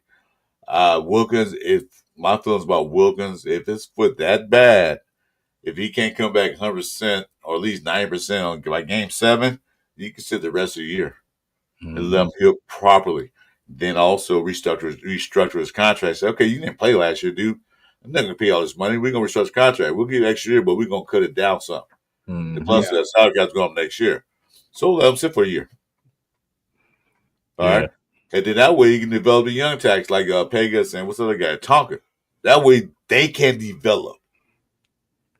But do we think Adam or whatchamacallit is going to be a force? Yeah. Do we see him being, you know, like that's because I think that's what he's getting. You lucky 805 is not in here, boy. If you say that, 805 was in here, you're like, what? Yeah. Well, I mean, is he going to be dominant? Like, is he going to be, you know, like a beast, like, and get, you know, generate some sacks, some pressure, you know? But I felt like he complimented Wilkins. Like, what Wilkins was getting doubled and tripled, you know what I'm saying? Like, I felt like he was able to kind of just pretty much get his one-on-ones and be productive. But like as the main guy, I'm not sure what that would look like. I still don't get why people think a defensive tackle supposed to get a lot of sacks. That's not their job. Yeah. Well, no, it's the pressures, but I'm saying like, but you know, we can't have him having no sack. You know, not the capability to not. I'm not saying he's not capable, but I'm saying like, you know, his thing is to get the pressures, but it's actually just if he's not gonna get a lot of sacks, yes, get the pressures, but it just, you know, it depends on the play. His job mainly secure the offensive line, clog the holes up, pressure up the middle. It's not he gets sacks is a bonus. He's not like Sam Donald like he was on Rams. He was a unique guy. That's not he's not Chris Jones. His job is to eat the blocks, plug that hole up for the run, and keep the quarterback from step up in the pocket.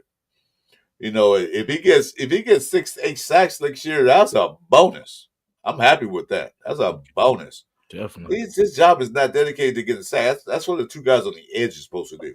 They're supposed to get all the sacks. But if he gets, like I said, get sacks, fine. His job is to eat the blocks. So that way Crosby and what's his name on the other side, Kuntz, can that go one-on-one. You know, that's his job. Eat up blocks. Keep the running back from running up the middle, you know, and get pressure up the middle to so his quarterback can step in the pocket because if he can't step up, he can't see anything. Yeah. Like I said, if he gets 5 to 6, 8 sacks, bonus.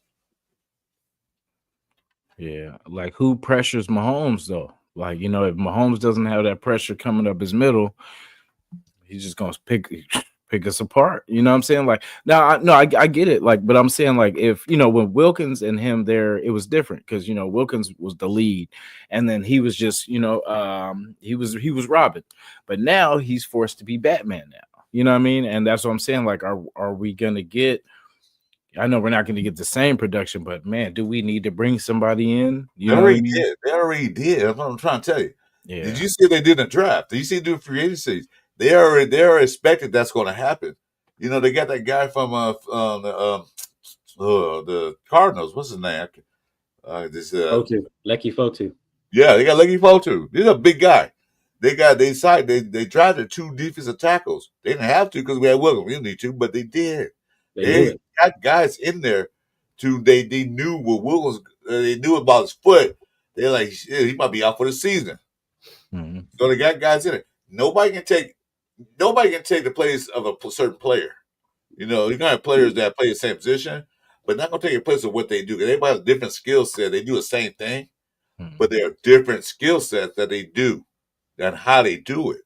Yeah. That's why, okay, we had Wilkins for 12 games last year. Defense still did okay. You had guys coming in. Now we don't know what's gonna happen. You got some guys that came in, they drafted and free agencies who I think were better than what we had last year. You get my point? You know, you got 2 rookies who're gonna play behind Butler and Toku, whoever's gonna start next to Butler. I don't know yet. Nobody knows yet. But I'm not worried about that. I would love Wilkins to be in there. Would And don't love forget about Wilkins to be in there. Jonah But Lalu like I either. said, I'm not gonna put Wilkins in there and pay that man that much money, and he's not 100%. He goes in and he's out the rest of his career. No, if he's not 90% by the game 7, just have to sit his ass down, take a chill pill, and don't do nothing stupid. Stop celebrating. What's up, Nutty Ray? Yeah. So that's what I was saying though. So No, we do have some depth though. When it, Lalu, he did his thing last year. I know, you know what I mean. He, especially towards the tail end, he really showed us some right, things that's that what he I'm could saying. do. Yeah, fellas, I hope so. I hope so. It's just I'm looking at it, just the, I hope they do step up. I hope, they can. Looking at half empty or half full? I mean, I say half full. Always half full. It's just kind of it was just looking at it as a whole, you know what I mean? Because if you think about it, yeah, it's gonna be Butler, but we don't know who's gonna be the guy yet on the other side of him now. They're gonna rotate guys in and out. Yeah. And that's the beauty of what they did. They got some rotational pieces where they don't have to play all these downs. You get situational defensive tackles that come in. You got some guys that are great pass rushers. You got some guys that are great run stoppers on the defensive line. So they can pick and choose. Like, hey, this is gonna be a running play. Let's put Pagan or what's the other guy Tonka in there, because that Tonka dude ain't no little guy. The tooth is He's big. Yeah, he is. So they go on the goal line. They got the goal line packages. These guys are all like going to the butcher, man. We see half a cow sitting there. Like, damn, this guy's huge. So, I want Wilkins to play, but I want to make sure he's 100%, not 90, not 80, 100%. We're ready to go. Especially with that kind of injury too, like it's something you don't want to rush back because then it's just gonna linger, and then it's just gonna be year 3 still talking about the same injury. And you're not playing full potential when you're injured. Well, Yeah. Look at Max Crosby, wait, hold on. I was ready. What you gonna say? Trust me, Anthony Chain Booker will make the 15 round. We are 350 nose tackle. Hey, we'll see. All right, sorry, go ahead. That's big. That's a big nose tackle. Shit. Yeah, that's a big boy. That boy can fill some holes up. Hell yeah. I'm like I said, I'm not concerned about it. It's really nothing to talk about but that, and then cornerback Jalen Ramsey. It is what it is. Mm-hmm. Like I said, I trust in Pete Carroll. Spytek this is his first time being a GM. You think he's gonna mess up everything new? Because if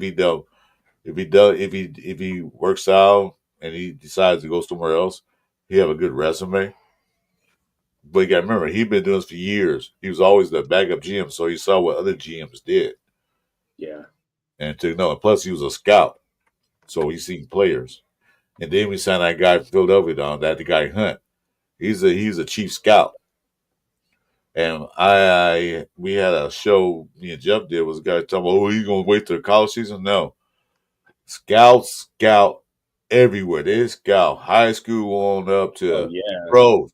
They go other pro to watch their tape. Scouts will start in middle school and watch kids from middle school just to watch them follow on to high school and college. Probably watch them pop up, we don't know. But I'm saying that, but he's a scout, but he also scout pro guys too.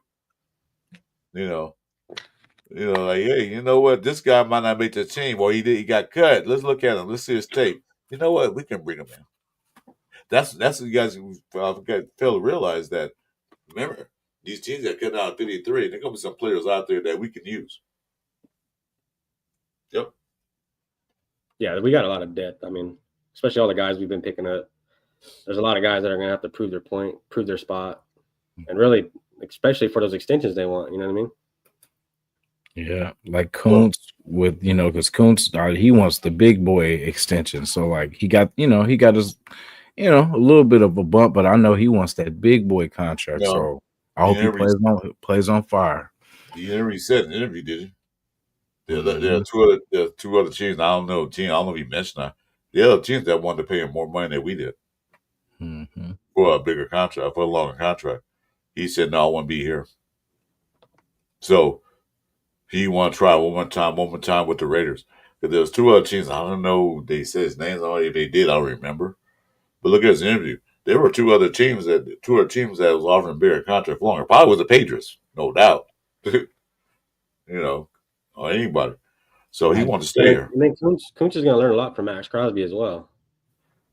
So I mean, I mean, I could see why he'd want to stay, especially like you said with the new regime we got. I bet you Adams is like, damn, I should just stayed with the Raiders, man. Yeah. Yeah, well, some teams, some teams like it better. Maybe like it because they no tax in the state of Nevada, but Oh yeah, their reason, they have their own reasons to staying and leaving. They're humans like we are. You know, they want to get paid like you want to get paid. They want a better life like we want better lives. So they don't tell them what goes through their mind at the yeah, time. Yeah, like I said, that's Spillane. We don't know what they offered them. Probably wasn't as much as the Patriots did. So, and what's the other guy that left? Deion Dablo, oh, he went no, to no, he went to Atlanta. yeah, he's robbing them. He might turn out great for them. He might not. But I said he's doing like well, you know what? Well, Atlanta got two thieves on their team. They got Kirk Cousins, I call him the bank thief, and now they got Diablo. He's a convenience store robber. He robs a convenience store for little bucks. So they got two thieves on their team. yeah. That's crazy. They wanted Diablo. That's funny. Yeah, he has good points. He has good points and bad points. More bad than good. Yeah, But I don't miss him. What? Good luck. he was getting trampled every time. Yeah, because Somebody was breaking the tackle. no more. If they come out of college as that one player, then keep them that one player. Why keep changing their position? The only thing I can see changing maybe wide receiver, maybe or tight end and fullback. Yeah, I can see that. But stop changing these guys from the one position to an extreme position. You're a free Yeah. safety. Now you go to the extreme. Free safety. He's a safety. Then he went to linebacker. Come on now. Yeah, Stop that. it's crazy. Like they changed. Well, guard to center, I guess, would be about close. So that's cool. But Yeah, I apologize for Nightbot, y'all. He or she is tripping. You know what I mean? But I appreciate it all. If you get banned, it's not us. It's Nightbot's on one right now. was that Myra G? He's Yeah. gonna give me a warning for saying Raiders. I was like, what the hell? I said, it must be a nine. Someone said it must be a Niner fan. Was Yeah, that Weiner fan. That's what Myra G said. Myra G? Salute. Appreciate it. Good morning. I tell you what, Myra G, I guarantee you next year if you go make sure I will see you. I'll look for you first. Like fine, Myra G. Just to let you know, Chris, Myra G is in the building right now. Is she? Yeah, Yeah. right here, right in front of you. Well, I don't see her. He said, where? I don't see her. Yeah, I see her. Nice. Ready Yeah, I wish I could have made it out there to that Bakersfield event. I was looking forward to it, man. That was my first time going. Next year, man, let's all do it again. Well, Yeah. Well, I was going to go to it, but they had moved the date back a month before. It was supposed to be in June, but they moved it to May. Yeah. May is my daughter's birthday. It landed on the same week as my daughter's birthday, so I was like, "Fuck, I ain't going to that." I guess. Hey, hero, hey, don't knock Margie. Margie can blow some pipes. She can sing, so So quiet. Where are you from again, Jason? You're from Cali, right? Yeah, from East Bay. Oh, okay. Yeah. Yeah, that's right, Margie. Take him down, Margie. Take him down. All right. He really ain't gonna make it. Like I said, my prediction is 10-7. I had said 20-0, so I don't know what you guys think. I said 9-8 when I did my record prediction. I had us at 9-8. But there's 2 games I seen us that we could have won. So I say 9-11 wins this year. Yeah. Because when you say 9 wins, like it could be those, some games where, like I said, we Yeah. can win by a field goal. We can, and that could turn that into 10, 11 quickly. Exactly. Yeah, that's what I told you. That Tennessee game kind of worries me a little bit. You What about the know, Browns? Browns, Jags, and Tennessee. Those are the games we cannot lose. yeah, the Jags, I'm not worried about too much. The Browns, they're in turmoil about their quarterback. They don't know And who see, the one fuck thing is good, by the way. One thing is good about the Raiders now. We do not have a quarterback, as they call it, controversy. Mm-hmm. For years, like, who's going to be our quarterback? After Carr left, Garoppolo or AOC. Old Man Hoyer. AOC. And then AOC. Minshew and AOC should have started. We know who start point blank. The only thing we're about is backup. Our backup. Who's going to be our backup? They didn't want to start AOC just based on we had a rookie head coach. You know what I mean? Mm-hmm. That's what I feel like. I feel like then they're gonna look at the Raiders, but you got a rookie head coach and a rookie quarterback. You know what I mean? It's just he wasn't a rookie. That was the second year. Yeah. It wasn't that. I don't think it was that. My opinion was this. Telesco and AP didn't get along. I know they didn't. You can tell they didn't. AP signed Minshew to their money, and it went. And of course, ALC's getting peanuts compared to what Minshew was getting. So they said, "We're paying the guy. We got to play him." Yeah. Because you can see AP's body language. They announced the starting quarterback. He wasn't happy about it. Telesco overruled him. He's like, "I'm a GM, so he's going to start." Getsy probably said the same thing. I want him. So AP basically was not the head coach. He was just a figurehead from what I looked at. They said, "Shut up, boy." They were like, "Shut up, boy. Just coach." Yeah, just say on the silent. Say on silent look pretty, man. That's what I got. Hey, that's funny. I actually agree, Chris. I felt like Telesco went to Mark Davis and was like, "Man, I need get Minshew. I promise you, if you let." Froze. You there, Chewy? Yeah, I'm here. Okay. I think Jason just froze out. Yeah. I know where you're going at that. Him and Getsy, like, yeah, let's get this guy. Yeah, because we did the Colts. Yeah, well, the Colts were a different team than the Raiders were. They had the offensive line and running backs and receivers. We had receivers, but we had all other stuff. Yeah. Did I come back? What's up, Jason? You good? There you go. Yeah. Okay. Now, what were you saying? No, I was saying, like, I actually agree because I feel like Telesco went to Mark Davis and was like, "Hey, we got to start." Because I feel like it was supposed to be AOC too. I feel like AOC was supposed to start, but Telesco probably went to Mark Davis like, "Hey, I promise you, Minshew, I could get, he can get us to the playoffs, blah, blah, blah, all that good stuff." And then that's why he's gone, because he put his job on the line with that. Yeah, that's what they figured, because they looked at what he did last year with the Colts after Richardson went down. But like you were saying, but the Colts had a better offensive line than we did. Had 2 good receivers, had a tight end and a running back. We had a tight end. We always got a tight end. Now we had 2 tight ends. We had a good receiver, Devontae Myers. Didn't have a running back. Offensive line was suspect. So he didn't have the same thing he had to produce. Because Minshew ran into sacks. I'm like, dude, why are you running that way? You run right into a sack. Yeah. I wanted to. Yeah. He's horrible. Horrible. Well, he's in a better place with the Kansas City Chiefs, so hope he starts. Yeah, good luck. But then one thing about Pete Carroll, I watched him a lot in the UFC days, and I'll tell you guys this: he don't care what your rank is, how much. UFC, of course, they didn't get paid what they did, but I don't care. You're a 5-star recruit, and you come in here. If that 2-star recruit is out playing you, guess who's going to start? That 2-star, that's 2-star. If he's out playing you, he start. Mm-hmm. I'm not here because of your ego trip. Because I'm 5-star, I'll make a start. No, he don't play them games. Pete Carroll does believe in competition. Mm-hmm. That's why his name's in the word compete. Yeah. Yeah. Yeah, it's like even though Gardner Minshew had more money in the AOC, you got to look at who's the better player for the team. Like, fuck, you know what I mean? Yeah. Instead of just AOC saying, just because Minshew had got paid and we need him to play, we paid him, he needs to pay. I mean, that's rookie shit right there. Yeah, we see ALC gave AP the job basically almost. You know, there was like one game away from the playoffs. It's that one game against the Vikings that we should have won, but we didn't. But that's another story. But AP performed well for him.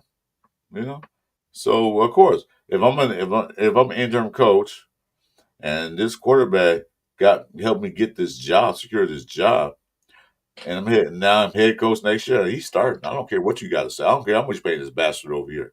He's starting. I'll never forget AOC's 63-point game. You know, Well, yeah, it was a defense mainly, but yeah, but he still put That up was a points. good game, though. yeah, that was. Hey, I feel like that was his ceiling, and then the game before it against Minnesota was his floor. Yeah, You know what I Yeah. mean? Like it was like, damn, we seen both sides of what it could be. It wasn't his fault. It was a bad play calling, and of course that infamous fumble that Minshew had cost us the game. But he got the ball to him. You saw the pass. He got to him, and he was running for the touchdown, but he just dropped the ball. AOC So it wasn't AOC's fault. He did what he could do, what he had. You know, no running game, no nothing. So yeah, that's why, you know, I don't know. I like AOC. You know, I like Geno Smith better, you know, as the starting quarterback. You know what I mean? But I do think a lot of people slept on his talents. He had talents, but for the team, the same excuses we give for the running game is the same excuses we can give to him for, you know, like even for Minshew, you know, things weren't peaches. You know what I mean? It wasn't like everything was perfect around him. Like things were, you know, line was crazy for the start of the season. You know, it was still trying to figure some things out. Antonio Pierce didn't know what the hell he was doing. You know what I mean? But he was learning. It's not his fault, but what do we expect? You know, that's mainly our nation's fault because we wanted him because what happened the year before the 23 season. At the end of it, we would just have to get a big dummy out of there. So okay, AP fine. But the thing is that he should have been the assistant coach before he became head coach. He was a linebacker coach. I mean, we done before with Madden, but that was a different type of era. That was totally different from what it is now. But he should have been like at least an assistant coach. You know, work his way up the ranks. You know, a lot of the players were pushing for him too, though. Yeah, well, because he was inspired. A lot of players pushed him because they wanted that asshole out of there, literally. Yeah, and then plus AP was a good motivator, good speaker. You know, he knew about the Raider way. You know, he grew up in Compton, LA, so he knew about the Raiders. He saw him at the Coliseum like I did. He knew what it was all about. And they fed off of that. I don't blame AP for what happened. I blame the higher ups, the GM, the owner. You know,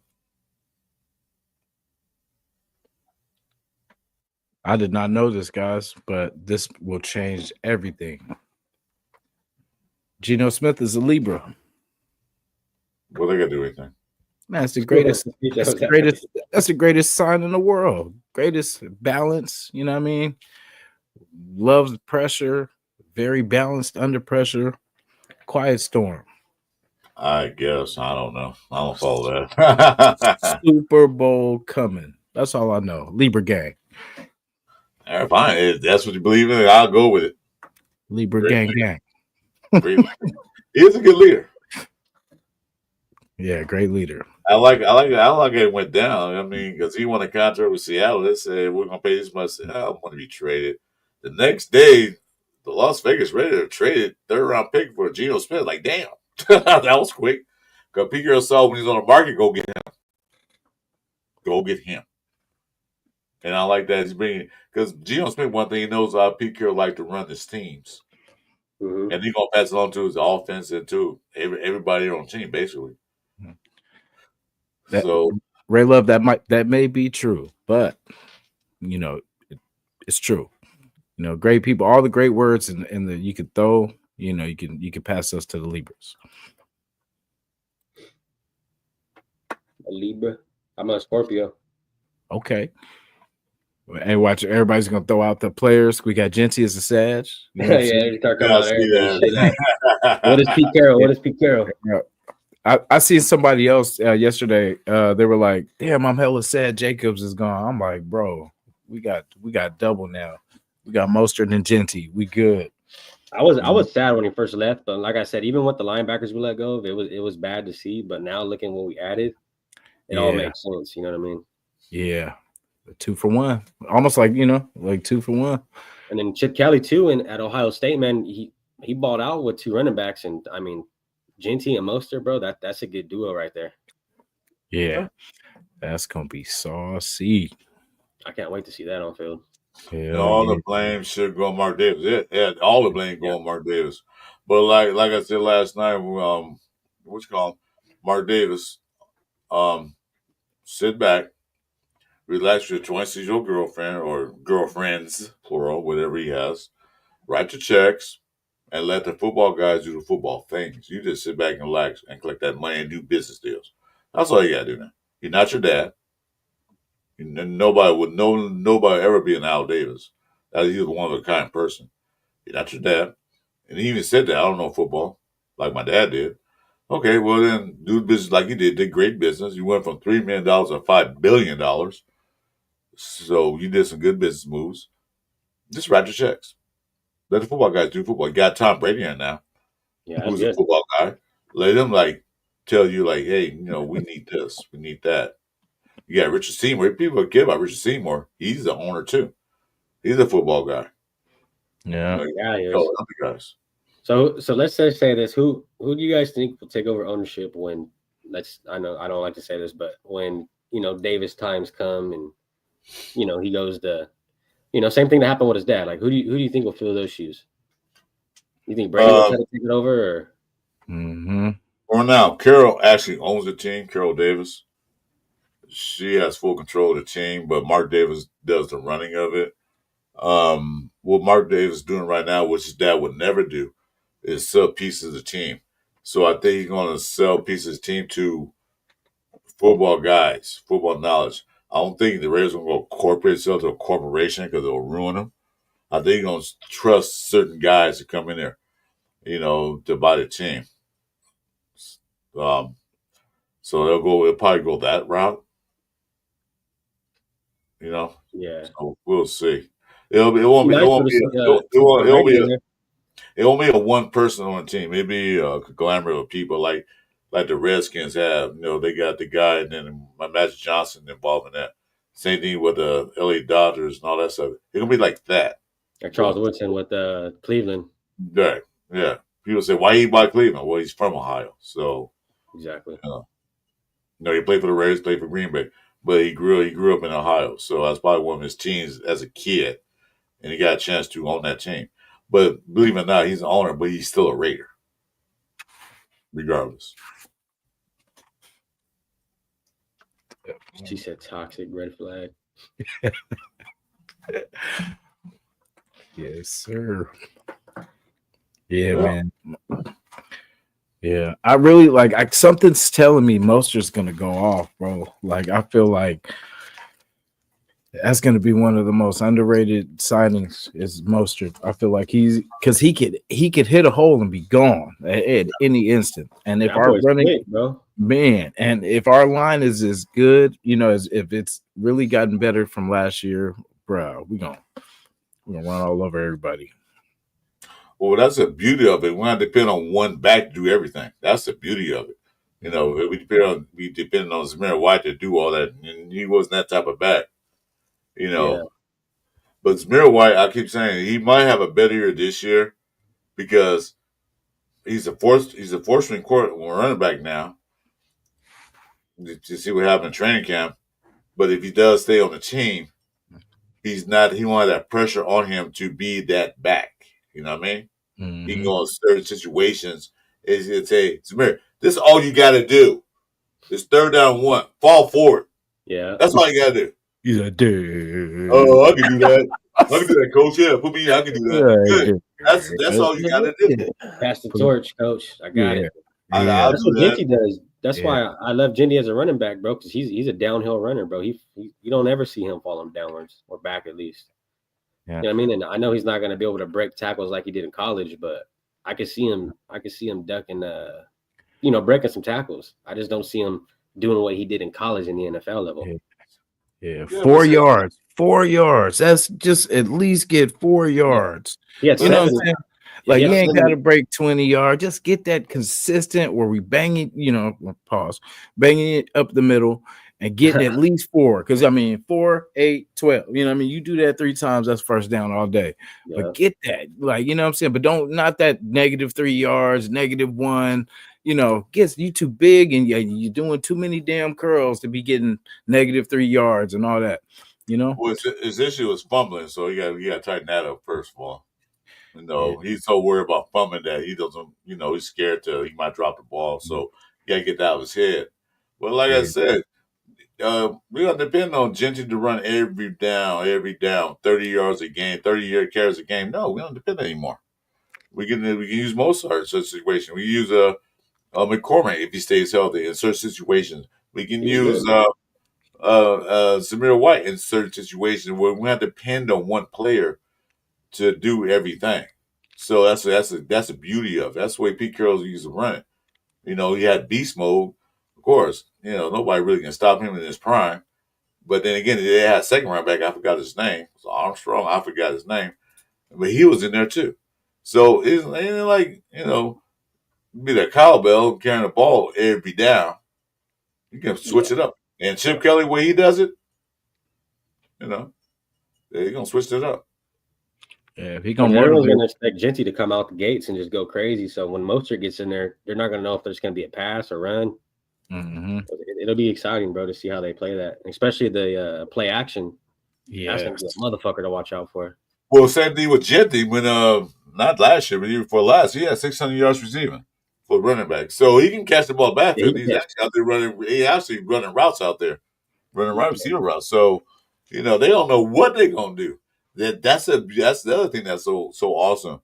That the best way to be defense is keep them guessing. Mm-hmm. Keep that, like I said, keep that defensive coordinator up in the booth, man, with a big ass tub of Tums from Costco. Like, hold on. Yeah. Hey, I like that because as you guys were talking about the running game, I could just picture it. Just you know what I'm saying? I could feel it. You know what I'm saying? Like it makes me smile, like for real. Like I just see it being not so predictable anymore, where it went from Zamir last year where Zamir White was number 1 running back 1 to now he's 4. And I'm good with that. I'm very comfortable with that. Mm-hmm. You know what I'm saying? Like, and Pete Carroll's going to motivate these guys, like even Zamir White. He's going to be, hey, Zamir, before he goes in. I hate to say this, but the dude, number 51, was talking about your mama, Go show him, go show him whose family to mess with. Just little things to get people fired up. Like that's Pete. Pete's gonna tell you what you need to hear. You know what I'm saying? To challenge the man in you, which we need to get back to that. It's been a while since we had a good head coach to lead this team at least. Yeah. Yeah. Yeah. So Brock Bowers, top 3 tight end in the league. I was gonna say, with a better quarterback, does Brock Bowers have an even better season than last year? No. I don't know. There's too much weapons now. No, go ahead. No, yeah, I don't. I mean, I think he'll do good, but just based on what we added, I think there's a lot more potential out there to get the ball to instead of just relying on Brock Bowers alone. And especially with the run game, it's going to slow down, numbers for the receivers as well. Mm-hmm. Yeah, I think he'll be good. I think he'll be all right. No, I don't care how many yards you get. I don't care all that. I don't care how many touchdowns you get. 4 is not enough. I need him to get at least 6 to 8 touchdowns. 8 touchdowns. Okay? So, he's not going to do what he did last year, all them yards and all them catches, because now they got more weapons. Yeah, they got that third guy out there. Tucker's going to be a big impact because now you got a quarterback that actually get the ball to him. Yep. You know, there's a thing that Geno has the highest percentage among quarterbacks at 20 yards or more, passing percentage, completion percentage, or rating. I forgot how to say it, but he's on top. So anything past 20 yards, Geno Smith was ranked number 1. So there you go. So that Tucker now can get the ball. Thornton's gonna get the ball. Best gonna get the ball. Myers gonna get the ball. So last year we had to depend heavily on Brock and Jacob because that's all we had. Literally, all we had. This year we got more weapons. So he's not gonna have a big season like that. Last year, I hope he does. That'd be great. But I don't expect to have a big season, but I do expect more touchdowns. That's what I expect. Yeah, because Mayer coming into that too. I think he's going to split. I think Mayer's going to be really productive, and that's why I say with the accuracy of Geno Smith and how our guys don't really drop a lot of passes, I can't see this going that bad. You know what I'm saying? Like I everything's pointing up. No. Hampton. You think Hampton's better than Genty? You said Hampton? That's what he's talking about. Morgan Hampton. Ooh. I mean, he's good too, but Why you guys oh, that's T-Roy. You don't talk about his charges you want to. That's only 14 fans. I'm not worried about the teams, what they have. I'm worried about what we have, what we can do. I don't care what they got. I don't care who they have. I don't care if they resurrect Walter Payton, bring him back and you run football. That's fine. But I tell you one thing. They need to worry about what we have. Not what. Stop worrying about who they picked up. Oh, Chiefs picked up that. So what? Oh, the Chargers got him. So what? Who cares? We're a Raider Nation. They should worry about what we have, what we're doing. yeah, I don't care. Yeah. I'm tired. I'm sorry. I'm going to rant right now. Yeah, I do that now and then. I'm tired of worrying about what other teams got. I don't give a crap. Personally, so what? All right, Chris, I remember that when we played like New England, and you like, oh, they got Josh McDaniels. No. I'm glad they got Josh McDaniels. We know what he does so good. That's a good thing for us. Yeah, that's a W. They can have him. We didn't need him. We didn't want him. No, He's an OC genius. Well, he was a genius somewhere, but he wasn't with us. So good. Let him be a genius with Patriots. Fine, whatever. I'm not worried about that. But I don't care who they have. I care about what we have and what we're gonna do.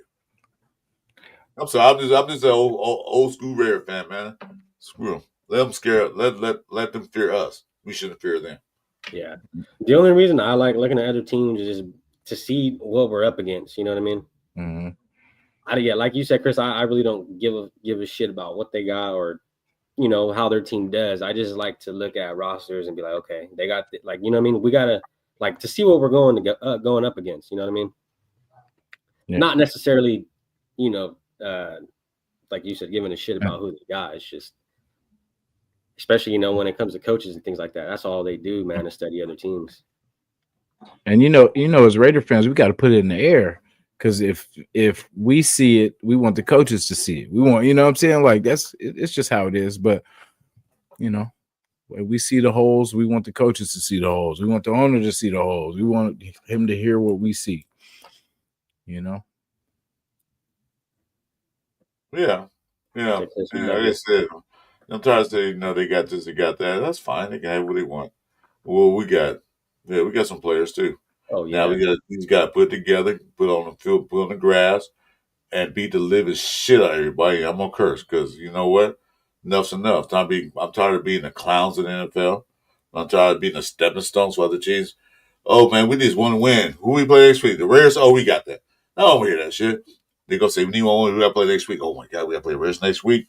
That's what I want them to do. I want them to suffer. I want every coach, head coach, OC, DC, owner, GM, when they play the Raiders, I want them to suffer. Call me masochist if you want them. I want them to damn, suffer. Because when we come to their house or they come to our house, like they said, remember the Titans, they gonna remember to play in the Raiders. Mm-hmm. That's what I want. The bad news Raiders. Yeah, there we go. So get back to that. Get back to that dominance as we talked about last night. So we play the Chargers. What does that mean? Bad news for the Chargers. There you go, fan. There you go, fan ball. Make sure, hey, you guys, make sure you like and subscribe to, of course, to Raider Nation Jason if you haven't already. Me, myself, Chris for Raiders. I'm streaming right now. Also, my guy down here, Chewy, he's also streaming too. Make sure you like, subscribe. In there, I don't have any moderators. Any moderators in either Jason's or Chewy's. Put our links on there so you can like, subscribe. Because the more the better. Make sure the like buttons. That helps us out a lot. I'm still new to this. No, this is only my 5th month. Yeah, So me too. My first month. Yeah, and Chewy's also. So let's get subscriptions up. So when season starts, we can have all ready to go for it. So you get good content, great content, and we can come here on a Sunday, Saturday, Monday, whatever. Did you see that Raiders victory? Yeah, we can start saying that Yes, again. sir. Again. Can't wait. Can't wait. Yeah, Dave P, what's good, brother? How you doing? Yes, sir. Yeah, I don't think we've seen you every year before. Hey, Dave, I'm good show. I think Dave. I've seen him around before. Oops, I'm sorry. He's been Dave around talked on before. my shit a couple weeks ago. Yeah, Dave. So, Hey, Dave, if you haven't checked these guys out, Dave, this is Raider Nation Jason, Chris for Raiders. yes, sir. You know what I mean? Get over there, give them a follow. They're creators as well. So show, you know what I mean? Show some love, man. Because sometimes I think me and Chewy gonna get a show set up too. I don't know. We got to work on the schedule, but we're gonna get a show set up too as well. Yeah. So we got multiple shows going on. Ray Love got keeping them gloves. Tell them keep the gloves up. Keep them gloves up. That's right. The jokes are the teams with no Super Bowls. Yeah, that must suck. Right, exactly. Yeah. Because we're in second place in our division of Super Bowls. We're tied with the Donkeys. The Quees have 4. We have 3, and so did the Donkeys. That last one they should have won, but I ain't gonna go into that. And the Chargers have.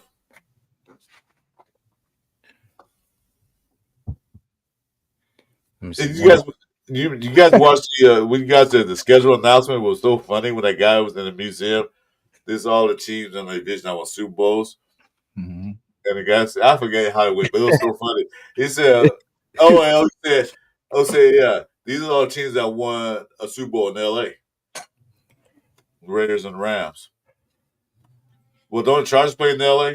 Okay, guys, keep moving. He's this team, not so much. It was funny. I can watch that again. It was so funny. Raiders won Super Bowl in LA, Rams won Super Bowl in LA. And they said, I thought the Chargers played in LA. Okay, let's keep moving. That was so funny. You a simp. You said Chewy started liking the Raiders with Russell. Yeah, that's when I started watching the Raiders religiously, bro. Is when we had Jamarcus Russell, 2007, I believe he started. Dang. Hey, that was a rough time. And I became a Raider fan was when because my whole family, I'm dropping a video on this later too, but my whole family is Niner fans. I'm from California. Yeah. And there's only honestly, bro, like 3 Raider fans in my whole family. But my uncle was one of them. And, just as a kid, bro, just seeing that logo and the color, bro, and how they play, I was like, what I mean? That's just what I grew up listening to, rap and shit. So seeing Eazy-E with the Raider shield on and all that. I mean, it was just a sight, bro. I was digging that shit. Chewies, you remember, because I know you said you came with that Russell era, right? So you remember we had like Lewis Murphy, we had DHB. But remember, Denarius Moore? Yeah, when he started balling out of nowhere, though. You know what I'm saying? Like because everybody was, DHB is number 1. He's supposed to be, this, and then Denarius Moore just started balling. I mean, he was catching over 3. You know what I'm saying? A couple defenders and I just remember that out of your mind when they were. That get out of your mind, Bob. That was the time they were scoring and do the whole. I mean, there was some highlights of good in that, but Jamarcus Russell, boy, was terrible. I don't know. My uncle loved him at first, man, and then he, just coming where he came from. Mm-hmm. But yeah, Jamarcus Russell, he really blew that team down, I think. But even like I was a big fan of Jacoby Ford. Yeah. Number Oh, 4. don't tell AR that, man. He's a big Jacoby friend. I like Jacoby Ford too myself, No, man. I love that guy, We have especially we on have special teams, bro. Fuck, Mhm. man, he was we have killing it. players didn't Zach have the Miller, right tight end, he was good staff. too. We had the Yeah. right Zach, staff. we have Zach Miller back in the Yeah, day. Zach Miller was a baller, man. Yeah, that was Yeah, our best Jacoby. target. Jacoby was a shit. And I was my first jersey ever was a Darren McFadden jersey. You know what I mean? So, Nice. yeah, I mean, but yeah, I grew up loving the Raiders, man. When it was fucking 3, 4, 5 wins, and we're still doing it. You know what I mean? So, I'm really hoping to get a winning season here pretty soon. Oh, we're on our way. We're on our way. Like I Yeah. said, don't expect a lot next season. This season coming up, because like I said, it's not rebuilding; it's retooling. Because they're gonna see. They already saw.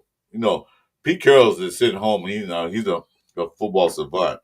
After 1 year, he sat there watching games on TV. Like, oh, God, I can't sit and watch this. I need to be out there, and I'm sure he watched all the games. Yeah, I'm sure he's seen the Raiders, especially beast mode is always in the Raider building. yeah, So I'm sure he watching his boy and everything else, and he watched Geno Smith over in Seattle and see what his plight is, what's going over there.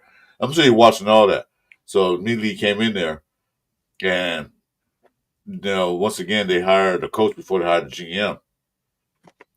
Big Girl said, "I'm cool with Spy Tag to get somebody I can work with." That's all he said. I can get somebody I can work with, and they're working together because looks I good. look back at AP and Telesco. Telesco's on the other side of the building, like 5 miles away, and AP's over here. The GM and the head coach will be working together to get the team straight. They wasn't. But Pete Carroll's back days, they always sitting talking, laughing, joking, making, they're having fun doing this. So, like I said, it's going to take some time. It's not going to take 3 years because you don't hit for 3 years. Mm-hmm. They're going to play this year. They do well, win 9 games, 10 games, make the playoffs or don't make the playoffs, but they're closing up on that threshold to make the playoffs. Okay, Yeah. Next year, this is what we need. And the guys that played well in the 1 year contract, you're coming back. So Yeah, we finally have something to look forward to as Raider fans. You know what I mean? I feel like we haven't really had nothing to look forward to in quite some time. But just seeing the players we acquired, especially in draft, I feel like we finally did good in draft. I mean, last year was great too, but I feel like this year we really set up for the future. I feel like, yeah, which exactly. is what we haven't done in a long fucking time. Like honestly, Ezra grabbing Bowers, that should have never even happened. I'm glad they did, but when I seen it, I was like, whoa, you know what I mean?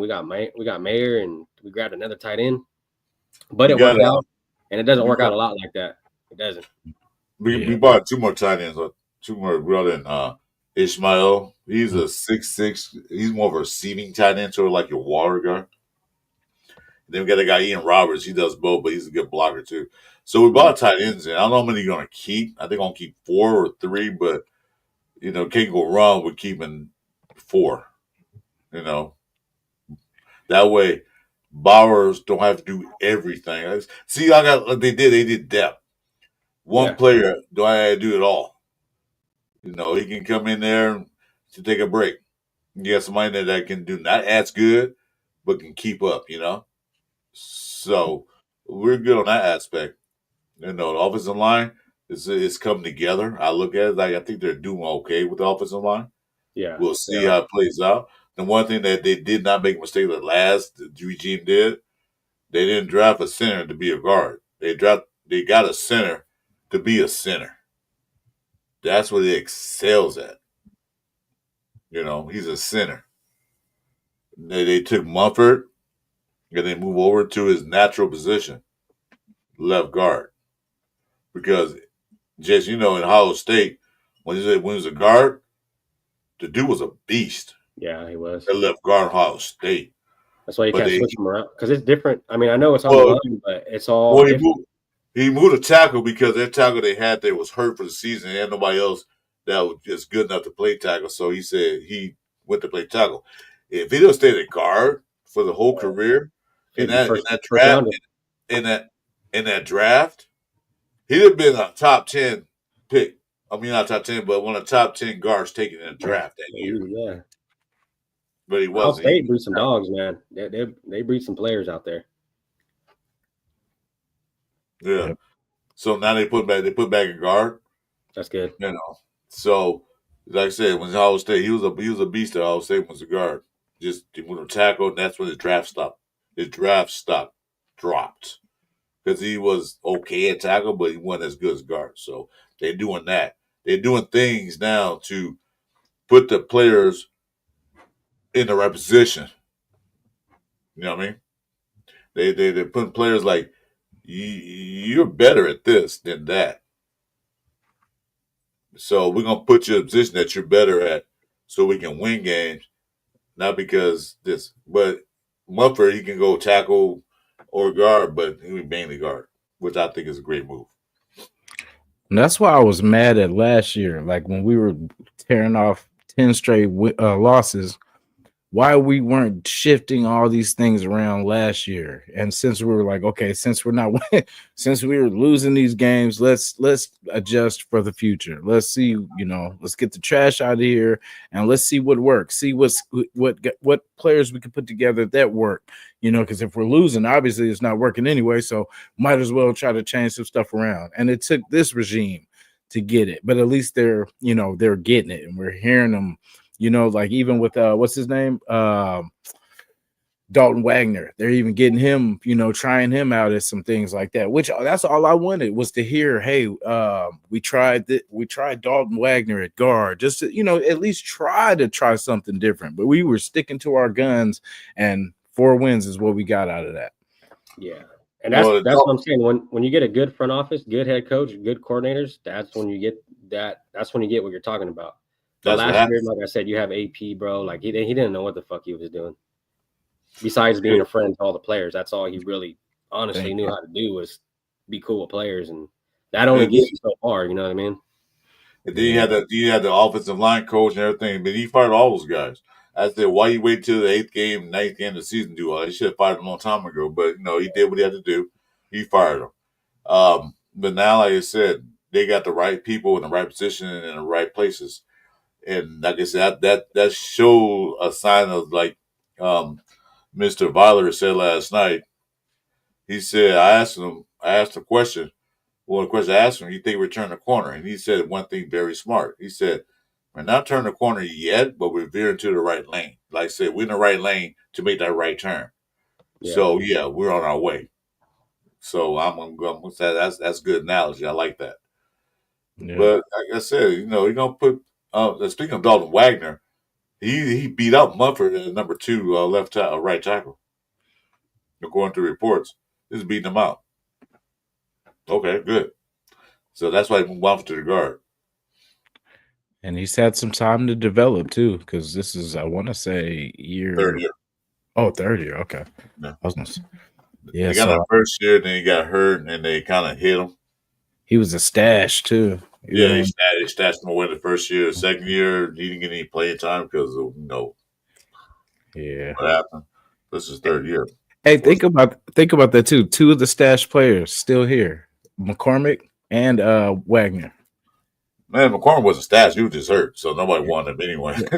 No. Remember that first year they tried to, because remember he was coming in, and then all of a sudden there was this injury that no one even knew about, and then all of a sudden he was on the some kind of one of those reserve lists. His first year. Oh, the PUP. Yeah, it's something like that. But we were like, where did it happen at? It was, pretty much stash job. Yeah.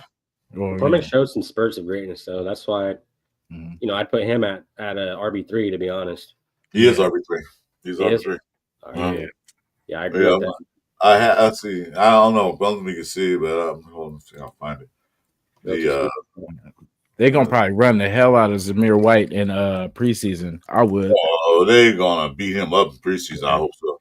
No, because if he can't break out in preseason against like the third and whatever string, then yeah, you got to go, bro. You know what I mean? Because that's gonna be that should be the test. He's still under contract, and he wasn't. They ain't getting paid that much. They might just keep him there, just be there. Let's see. Hold up, man. Let me get this up. He might be there. They might let him go because they let him go. He goes some team and break out. And now we can't have that. That'd be crazy. Zamir leading the league and rushing. I don't. That would never happen in this league. Maybe go to USFL. He got But to if it happens this year, Junior White, man, broke the 2,000-yard mark. Who he played for? New Orleans Bear. Saints. And they go Wi-Fi Willie. Damn. He gonna have the All right, Zamir White jersey. Huh? Wait, I don't even know because Carr's done, so he might be a Raider fan again. Just saying. Well, he always been a Raider fan. It's just that can you guys see that? Oh yeah. Oh shit, what happened? I lost it. Oh, there you go. Can you see that? Yep. Okay. So there you go. We got Gino. Right?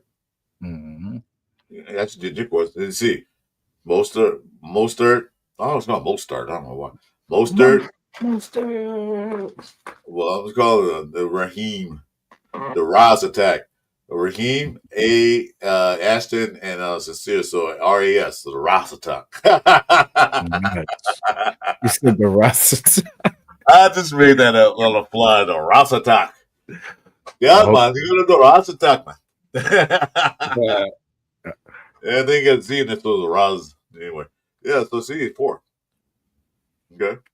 So he can stay there. Mm-hmm. We got Josh Beck behind the Kobe. It should be. Now, the interesting thing about this is this. Trey Tucker needs to have a breakout season because he got a lot right behind him. Mm-hmm. I don't know who's faster, but Malot's right behind him. So that's actually a good battle. That's a great battle. I'll take either one of those two. Kyle Phillips is a guy that Chip Kelly worked with at UCLA, so I don't know what his rule's going to be. That's what they brought him in. Mm-hmm. And there's Keydron Jackson. Remember that's the guy we had live. What's his name? We had live. That's who said watch him. Oh yeah, David Dunn. We had him on. He said watch Keydron Jackson. He said watch him. Mm-hmm. They got Thornton as number 2 receiver. Alec Bachman, yeah, he can kick rocks. Bye. He'll get playing time. Well, we threw the ball to you twice. You dropped it. Well, no, get out of here. Let's see, where's it at? Still far. Did they update it?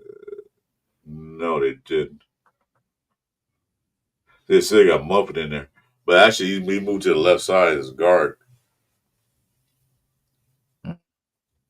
They moved on the left side. Let's see how he plays there because he was the left guard in college. So hopefully he can do good at that position where he naturally played at. They got Walker, Wagner. Yeah. Oops. 1 second. Yeah, we got to see what Kappa's going to do on that line, though. That's the only one I'm really worried about.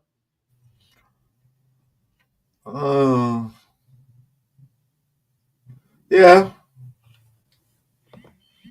But yeah, he had that one bad year. But some players have bad years. Especially they go to a new team with a different system. And plus he was hurt a lot in that season. So he wasn't full potential. So he's a veteran. He won Super Bowl. So he can help out. Because look at where he's at. He's in between two second-year players. Yeah. So that's an advantage. That's an advantage for us because he's in between 2 second-year players. So he's that vet right there. Cole Mills is a vet on the left side. He's a vet on the right side. Mm-hmm. So we have that.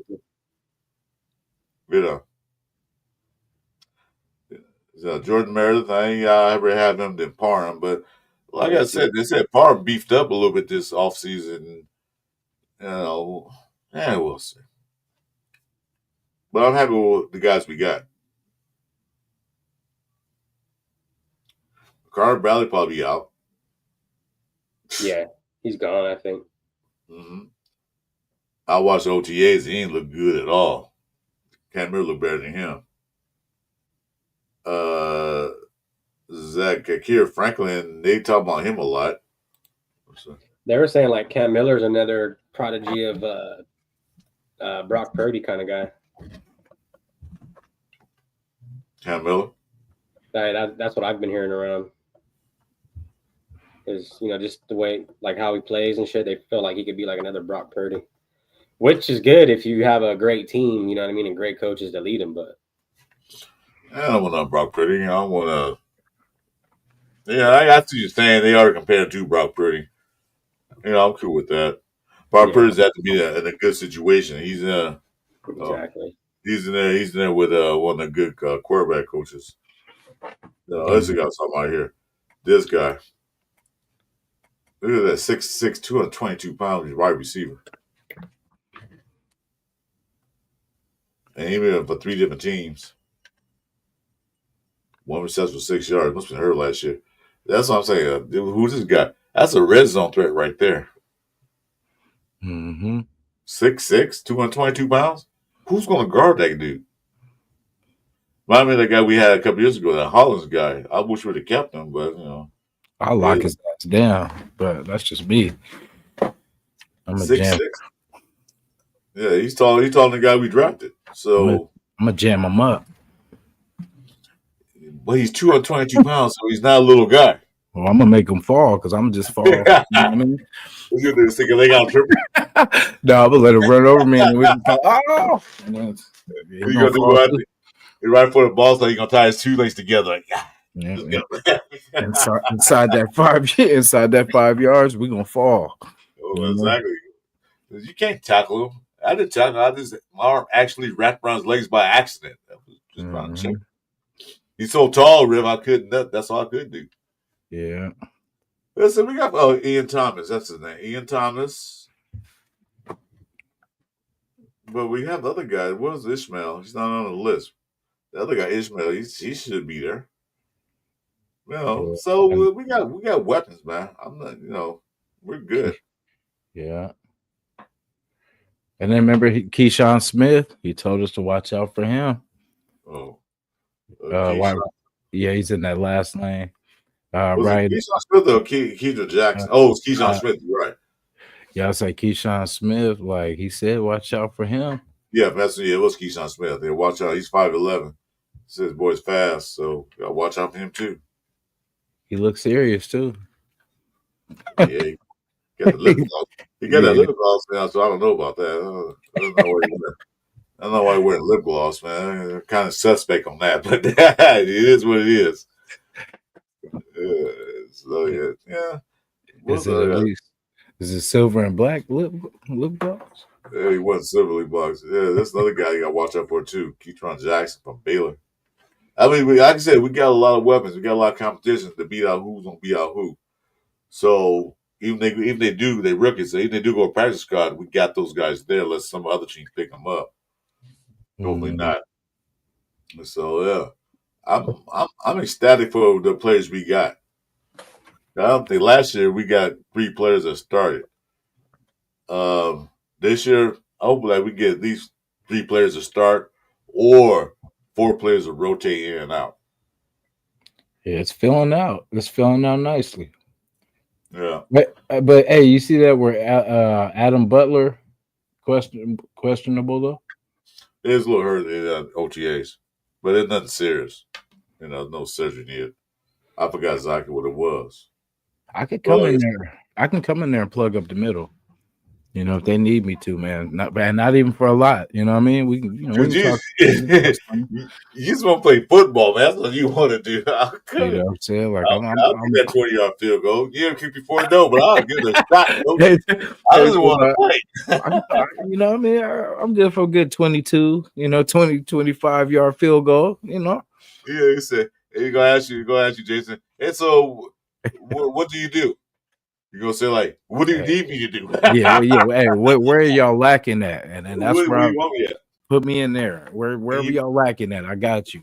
Can you play that? Yeah, coach. I tell you what, I'll get the tee off the kickoffs. I don't care. I want to wear the red uniform and wear a helmet. Go get the Yeah. tea. I will get it. Yeah. Those guy was talking about Tank Booker. Those guys was talking about him. 6'3". Yeah, it is a big boy. Tank Booker. Ooh, yeah. Yeah, 6'3", 347. Yeah, you can clog that middle up. I'm cool with that. Yeah. Okay. Like I said, about worry about Christian Wilkins, I said we got guys. Yeah. I mean, we Yeah. haven't really had him, so it's like, man, we had him for a few games, so I'm used to us not having him already. Exactly what I was saying, though. He was gone for 7 or 12 games, and we still did okay on defense. We had Adam Butler was angry at that. They got this guy talking. He ain't no, well, he's probably got to develop a bit more, so I don't think he's going to be in that rotation. Yeah. But he's still a beast. And then we got a fullback on the line. Ooh. He's a big boy. Yeah. And he can run. Jesus. I don't know the skill set going to be on line. But like I said, Wilkins, I want Wilkins to play, but if he can't, good. Sit him down. Mm-hmm. Now, this is a guy I'm interested in seeing playing. That dude. Charles Joyner. Yeah, defensive end from Minnesota. He reminds me of Kuntz. He has a good bend. He has a couple of good moves. He has some moves. Not just a bull rusher. He got speed. So I'm interested to see how he said right now he's fourth on the depth chart. But if you watch some of his highlights, you'll see what I'm talking about. It reminds me of Kuntz a little bit. Mm-hmm. So I want to see him. What was I looking at? And this guy right here, they put him on offensive line too. I don't know what side. I think they try him at both guards. I don't know if it's going to be a tackle because that takes a special type of skill. But he's an international player, so it don't really matter. Yeah, he's he's like a extra player anyway. Yeah, he's like that 91st player or 92nd player. Well, I mean, they got. So he was a D tackle. They got him as D tackle, but they also put him on offensive line, which I'm cool with. Mm-hmm. You never know. He might turn out to be one of those like Hall of Fame offensive tackle or offensive lineman. So the roster looks good. And this one kills me. Damian Porter starting over Jacorian Bennett. Yeah. That's going to be interesting to see. Shout to Reality Speaker.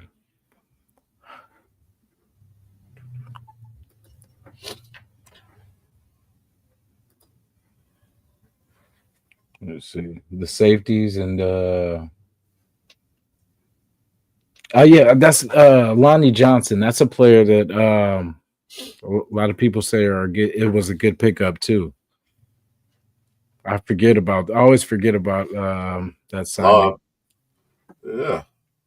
Another big. That's a Pete Carroll typical DB. 6'2", 213 pounds. Mm-hmm. Good tackler. See what his stats were. Last year, 7 total. What was that game? Still things. No sacks. No interceptions. Nothing. Yeah. So that's another bit. How long you been in the league? 29. Yeah, he's been in the league for a little while. Yeah. He's experienced at least. Another guy got step up was Trey Taylor. He has to step up big time. But he's not typical Pete Carroll height-wise and build-wise DB. But like I said, he can step in the ballpark and help out, special teams, whatever. I won't see him do something. What's that? Oh, Chris Smith. Another guy. That's another guy that definitely not Pete Carroll guy. Yeah. Possibly, like you said, with him like a special teams player, possibly. I don't know. He's been. I think last year he was in more, towards like the end of the season. I remember seeing him. Because Epps was out. Epps was out. So yeah. yeah. So yeah, I don't know. We'll see. what you do, because like I say, he's not typical Pete Carroll style D-back. And this guy right here always managed to make the team no matter what. Yeah. Sam Webb always on this team. Like, dang, he made it again. And look at the size. You know what I mean? Yep. 6 deuce. Pete might keep him around. Hey, he plays good sometimes in there. He's a little inconsistent. You know. And everybody sleeping on Darnay Holmes. I'm telling you. The dude, everybody want, no, he's not big, but he's a slot slot DB. Everybody's like, Miss Hobbs. Yeah, hell yeah, Miss Hobbs. I wish he could play the whole season every season, but he couldn't. He couldn't stay in the game. This guy basically had the same stats as Hobbs when he took over Hobbs when he was out. You know? Hobbs going to cold ass Green Bay. He getting hurt there too. Man, well, good luck to him. The guy, he's a tackling machine. Look at 30 tackles, sack 1. Didn't get a pick or anything neither. I don't think Hobbs got a pick with us. Maybe 1, maybe, I don't remember. But look at, he's played just as good as well as Hobbs. He's not a typical Pete Carroll size thing, but slot, yeah, that's good. That's good size for a slot. 5'10". And 2024 was his first year with the Raiders. Yeah. So, and that was a rough year for everybody. So I mean, you know what I mean? We're gonna wait to see what he can really do with this team and in this coaching staff he has. Like I said, he played well when he was in there. So, yeah, if somebody saw put Jacorian Bennett and slot, said no way. Why would you do something like that? He's not the greatest tackler. I mean, he's a good coverage guy. You stick with you, but he's not a great tackler. Because to be a slot, you got to be a good tackler because you got to tackle those running backs and sometimes tight ends. So you need somebody to punch them out. Yeah, he uses that sideline as his friend. Like that's what if he can keep doing that, because he's got the speed to kind of recover, but he's just gotta, I'd rather, like you said, keep him on that outside. And then we just have to have someone that can stop the bleeding inside. Chris, how many elite players y'all have? You can care. You can have many elite players you want to, but they can't play the game together. They no good. I don't care about elite players. I care about the team as a team. That's what Hero's saying. Oh, Piano Man. It don't matter. You can have 22 elite players, but it don't mean they're gonna win games. It doesn't work that way in football. Yep, that's the Lakers. Whoops. Exactly. That's the Lakers. That's a lot of pro teams that sign these big guys. They got Kirk Cousins. They're going Super Bowl. Shit, they didn't get to the playoffs. It's not the elite players. It's the coaching and the players on the field playing. We got 9. So what? You can have 20. We don't care. Why do we care about the San Diego Chargers? You guys are roommates to the Rams. You guys are renting a room. Bert Nerney. What they call those? Oh, it's subletting a spot in the SoFi Sweat Stadium. Damn. Bert Nerney. Yeah, exactly. So, I don't care. Yeah, I'm cool, Hero. No, I'm mess with you, man. I'm fine. You've been chill. Yeah. But I don't care about elite players how many you have. I care about players that we have now that want to be elite. We have to play the game, and play it right with the rest of the team. I need a guy go out there and try to pad his stats or try to make himself look good. I want to play within team concept and the team play. Because like I said, me and Jason met Jerry Chin. Boy's a big boy, and you can say he's just, I'm gonna say it, humble as hell. Yeah, he is all business. You know what I'm saying? That's too, man. He's a humble guy. Yeah, you should have saw me get on stage. He didn't believe the support the relation brings to the table, and that was just in Bakersfield. Yeah. You know, down in all large city in Bakersfield, and what's the name? Had to make him say Raiders right, and he couldn't say it right the first 2 times or 3 times. He finally got it right. And then the crowd said, "Nah, I ain't what he said." It comes down here on up, and he finally got it right. And you can see a big smile on his face when we all cheered him. He was like, "Wow, this is Raider Nation, dude. Welcome." Because you got to make some big plays. You're gonna hear the fans say, "Chant, chant." You're gonna hear that, especially at home. Mm-hmm. You know, Yep. so what time is it? Hey, guys, guess what I gotta do today, Jason? You're barbecuing. Hey, so I won, so I get a plate. You know me. I'm not doing ribs or anything like that. I gotta do some carne asada to cook. Hey, Ooh, that sounds good, bro. Shit, you that speaking my sounds language. well. No, Send the address. you feel me? Hey, I told you to get 12 wins, man. I'm gonna give you my address. When we get 12 wins, I guarantee I'll give you my address. All right. Yeah. Hey, You guys heard it here. You guys heard it here on Raider Nation on our chat.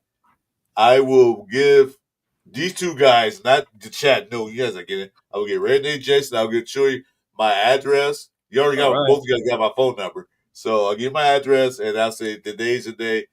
Get down here with barbecue. I'm gonna hold you to that.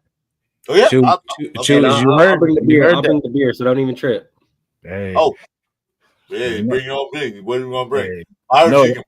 Margie can pull up to. Jason, I'll have your number, but you can pull up to. Hey, you know what I'm bringing? Yeah, I got some of that too. Don't even trip. Yes, sir. Hey, I don't care. Y'all can do that. I don't mind. It's California. It's legal, so I don't care. Yeah, it's legal, bro.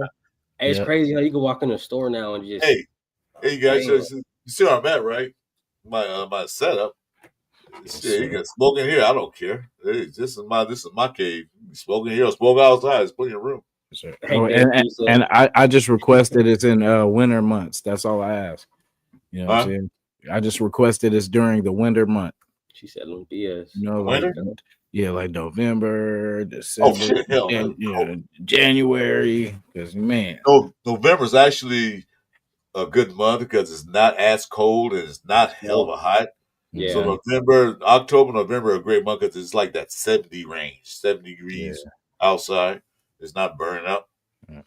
That's the best time to go in Vegas too. I love, man. It wasn't hot. It was cool. It was, it was almost like the Bay. It's just, a little different. I'll be in Vegas next month. I went last year in August to the Niner game, and fuck, man, it was kind of hot.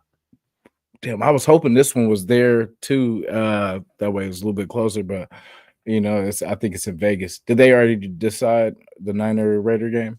Yeah, it's in Vegas. Okay, so yeah, it is. Yeah, that was in Vegas. I'll be at that one. I'm gonna meet up with a 805 and see how many shots he can handle before he gets drunk. 805 is a beer drinker, but he drinks alcohol. That's right, he does. Oh no way. What the hell? Yeah, the Lumpias must come to the party, Chris. That's part of the deal, right there. Yeah, we only got one preseason home game. That's the 40 Winers. Yeah, my wife probably saying it's like, yeah, that's my team. I know it is, honey. If you listen. Yeah, they're on the decline. We're on the rise. You guys try to get me kicked out the house? Oh yeah, my bad. Can't do that. See, I can't even say nothing nice. That's why I was like, I'm gonna try to walk in, and the door's like, "Hey, damn it, let me in." She's like, "That's how you feel." No, I'm not a Niner fan. I'm a Raider fan. My wife's a Niner fan, so I support her team for her. She support me because, like I said, she bought me this hat. She support my team too, so she don't hate. But when it comes to we play each other, it's a different ballgame. Yes, sir. Oh yeah. Yeah. So yeah. Ray Love, kill him. Jokers can't smoke until you win a bowl. Well, they ain't gonna never win a bowl, so they ain't smoking nothing. Yeah, this is a game I'm worried about. Right, where's it at? What's the bye week at? This is a game I'm worried about right here. That Tennessee game. Because I think Okay. Well, I'm here because I'm gonna get off in a little bit. I'm gonna show the games I think. I'm gonna give this an L. Where? The first game. What No, the fuck? hell no. That's me. That's me. That's me. That's me. That's me. Let me explain. Yeah. Let me explain. Let me explain. I'm gonna give it an L. I'm gonna give it a close loss. I'm not gonna give it a 24-6 loss. I'm gonna give it like a 24-26 loss, something like that. And I'm not, I know, because they go in there, they going to New England, and Reds never really played well in New England. Never. I'm gonna get that win. Chargers win. Beat the pants off of them. Washington. You know what? I'm looking at their team. They did good last year, but I still think we win that game. I don't know why. I think we win that game. I think we win the Bears. I think we win the Colts. I think we lose to the Titans for some reason. Now I think we lose to the Chiefs. So what's that? 1, 2, 3, 4. So we're 4-3. Or possibly 5-2. New England, I'll say a toss up. I'm not gonna say lose, I say toss up. So we're 5-2 going into the bye week. The history of the Raiders and Pete Carroll's, they don't do well come off a game of the bye week.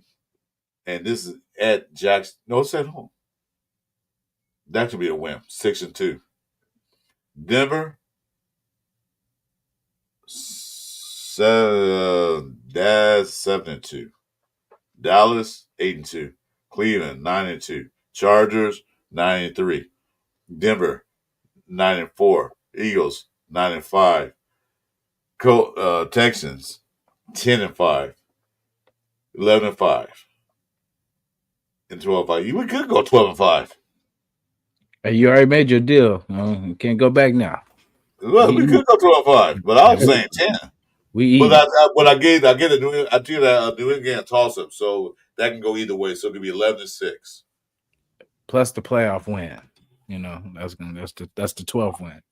There we go. I'll say we go 20-0 and win it all. Just to get this is win every game. 20-0. Hey, because really, when you were going through the first, I see us winning the first two for sure.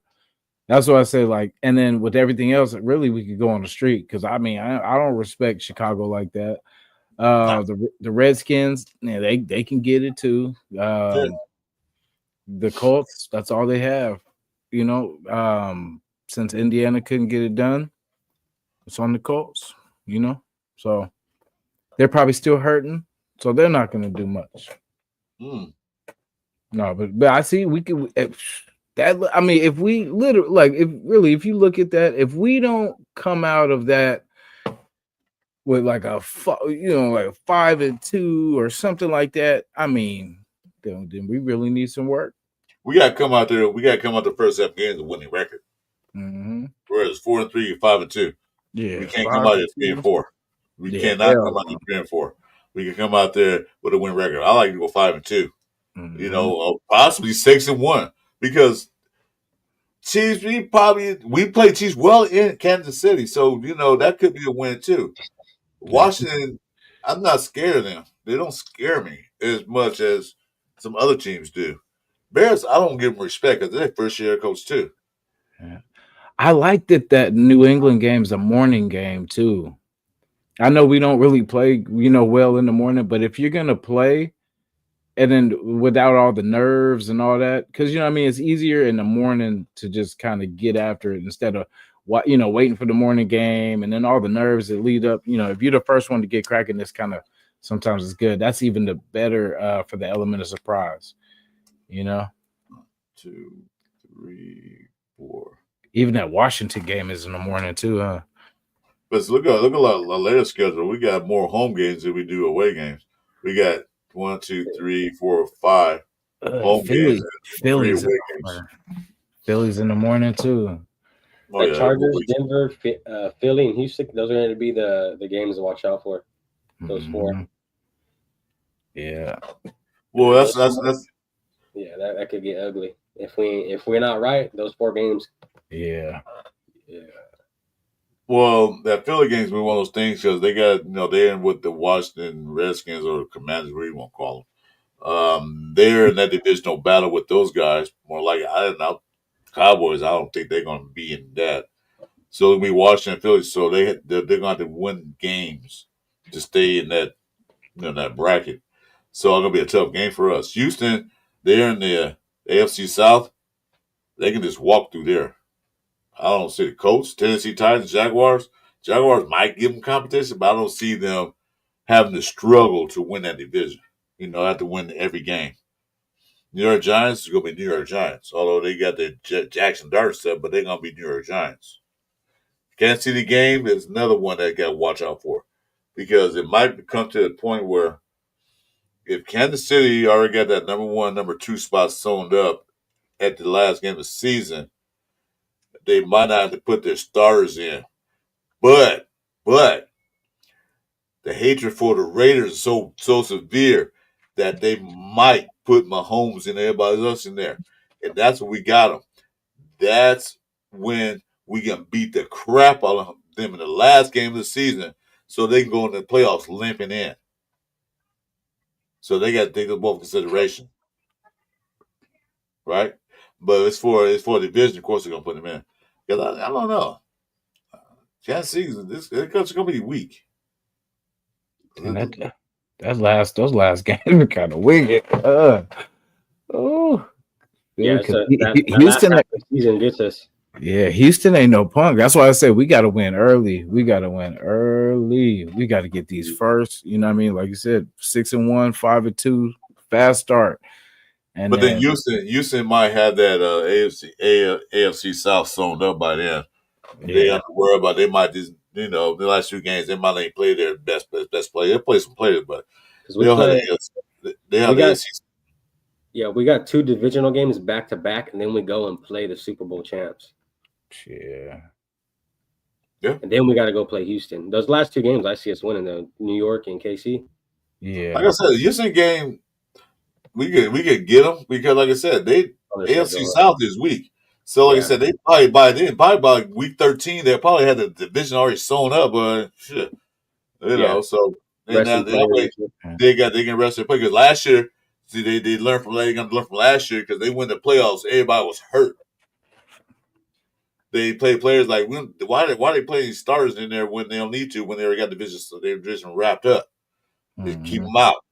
So they probably like, you know what? We got division. We're gonna win automatically. 2 games left after this. Now, rest our starters. Get some young guys in there. So they learned. They said they probably should learn from last year what happened to them because they won that game completely beat up. Could have won if they had their players. Yep, and then by that we don't have any. Well, we just have that. We have a couple in the last, like the AFC games. So, like we got the Chiefs, the Texans, and then Denver. So, man, we can make up for a lot of those tiebreakers and all that with those, like Cleveland. Take care of them. Yeah. Chargers by then. Hopefully, we get on a good streak. Yeah, if we can go, like I said, if we can go 5-2 or 4-3 in the first half and for the bye week, we're doing good. If we can go 6-1, even better. If we go 7-0, that's even better. But like I said, the minimum I say is 4-3 the minimum. You can't go 3-4. 4-3 the minimum, but you got to beat the key teams. You got to beat the donkeys and the chokers. Those divisional games, we got to win those. Got to. At least win those 2 games. Maybe the Chiefs, maybe. We do play them tough in Kansas City. But, at least get those games out the way. Yeah. I feel like betting on that Philly game. I feel like that's one of those fluke, you know what I mean? Just something funky with the NFL. Like that'll be the one. Because everyone's, of course, going to be like, oh, Philly, Philly, Philly. And then, bam, whop them. Well, hopefully it's still they get that Super Bowl hangover. We'll see what happens. Like I said, they got a battle with Washington. So for that division, like I said, Dallas might show up early and then they'll fade into oblivion like later in the season, like they always do. They say, well, Dallas got this guy. Yeah, they had that last year, and what did they get? Nothing. Now they got a new head coach. So, and they got him at last. They got him at the last minute. George Pickens over there is going to be crazy though. That's why when people ask like what worries me, it's really those DBs. You know what I mean? Because like, okay, who's our best DB? Who's our number 2 DB? You know what I mean? Like who's gonna take the number 1 guy? Who's gonna take the number 2 guy? And right now it's kind of like we think we know, but until we see it on the field, but that's the only thing that worries me, like us getting torched out there because our DBs are so fresh that what I'm saying, they don't. Because we seen it with Bennett, we seen it with DCam, So I mean, we hope Porter doesn't go through the same thing, but we don't know until we see it. Well, you know what? I gotta say, Pete Carroll's DB coach. I'm gonna keep saying that. No, he's gonna develop those guys. Bennett was thrown in there, like just thrown in there. No, it wasn't developed at all. DCam last year, same thing. He was just thrown in there. Wasn't no development. Nothing. So, DCam might be better this year because he had a chance to develop, learn some things. What was that? Hold on a minute. We're going to positions right now. DBs are running backs. Running backs, we got 1, 2, 3, 4, 5, 6 running backs. How many think we keep? I'd say 4. Because Lobby's going for a special team, so they might take my running back room.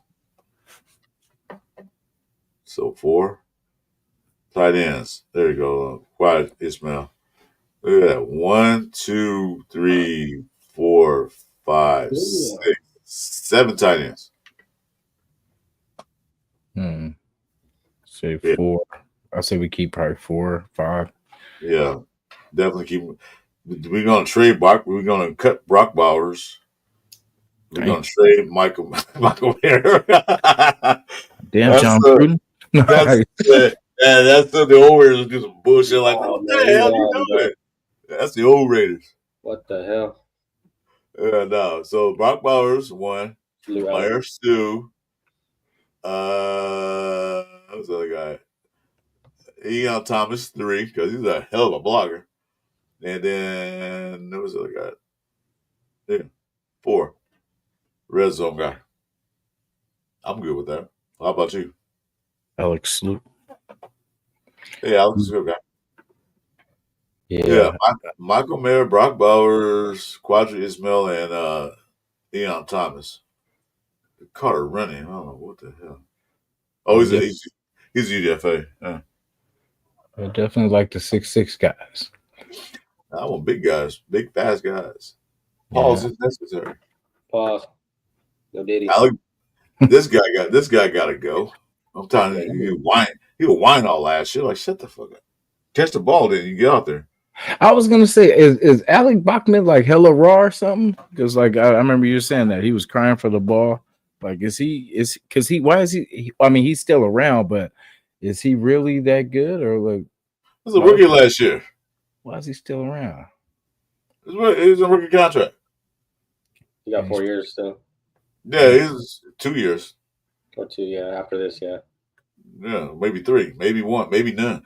He was a rookie last year. He was special teams, but he wanted to be a receiver. He was like, I want to be a receiver. Okay, you in there. Do the ball to him. Well, once you're doing the ball, so I guess, it is what it is. Yeah. Best. Yeah, coffin balls. You got Best. She's Dan. Let's see. And then I only know 2 that's going to stay. 3. 4. Jacoby might be on there. Yeah, he'll be there. Jacoby might make. So they could probably keep 5 receivers, maybe 4, 5. Yeah, I'd say 5, 6 really, because. Oh, we got 6. Okay, let's count down. Okay, let's see. Nope. Best 1. Best 1.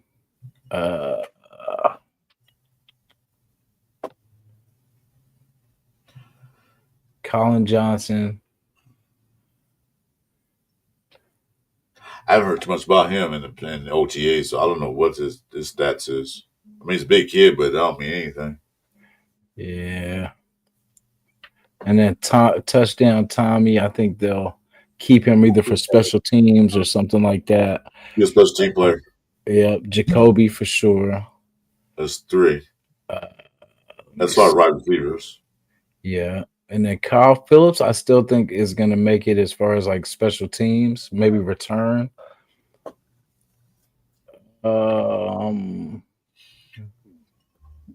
Dante Thornton for sure. Yeah. And then Trey Tucker, I think, yes. Yeah. Yeah, these are 2 speed demons right here. Yeah, can you imagine them? Put them like both on each side of the field with that Jitty in the backfield, Brock Bowers right there, man. And they just take it. Man, imagine a 4 wide receiver set. Damn. With Thornton, Jacoby, Besh, and Tucker. Just 4 wide receivers. Can you imagine that? What defense is like, what the fuck are we going to do now? Yeah. You got 2 guys that go down the field, and you got the other 2 guys are clutch receivers.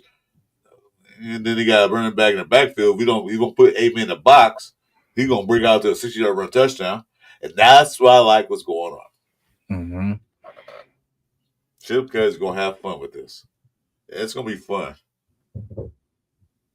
Yeah, so anyway, fellas, I'm about to sign off. I here we'll cook right quick. Man, it's been a pleasure having you on, Chewy.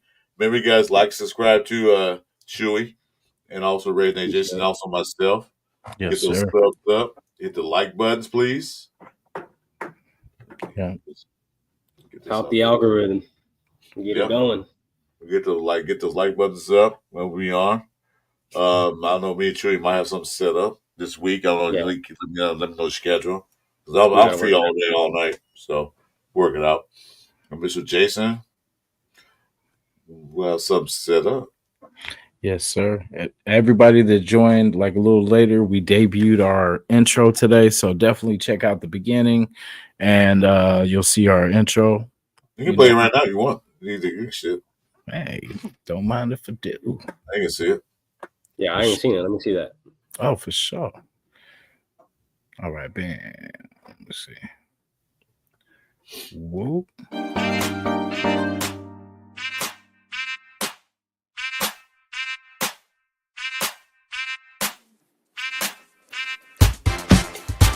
It's the Sunday morning Pillaging show. Chris for Raiders. Oh. With a nation Jason. Oh. Pillaging just for Sunday. Oh. Me and Chris, we don't miss. Oh. Me and Chris don't miss. Oh. Me and Chris don't miss. When it comes to this Raider content, we don't miss. Raider Nation, we don't miss.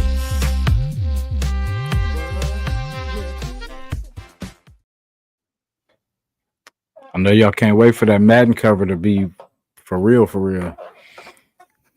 Hey, so who was saying all that? That was myself, you know what I'm saying? That's that was what it sounded like. That was pretty cool. That was the alter ego. Yeah, I was playing with some stuff, and it just kind of worked. So you know, we went with it. Dope. Yeah, that's tight. So appreciate it. Yeah, I mean, more to come too. You know what I'm saying? Like as we get closer to the season, you know what I'm saying, we'll have more stuff to talk about, more to get into, more content.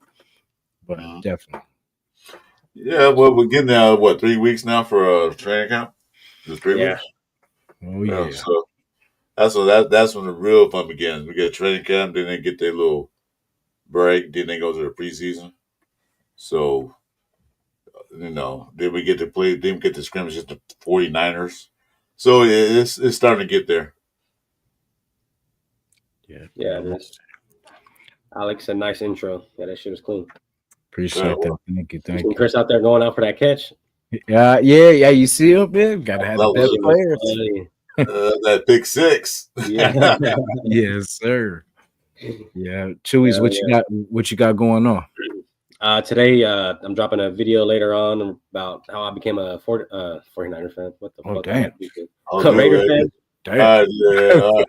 Yeah, my Yeah, trick. My trick. yeah,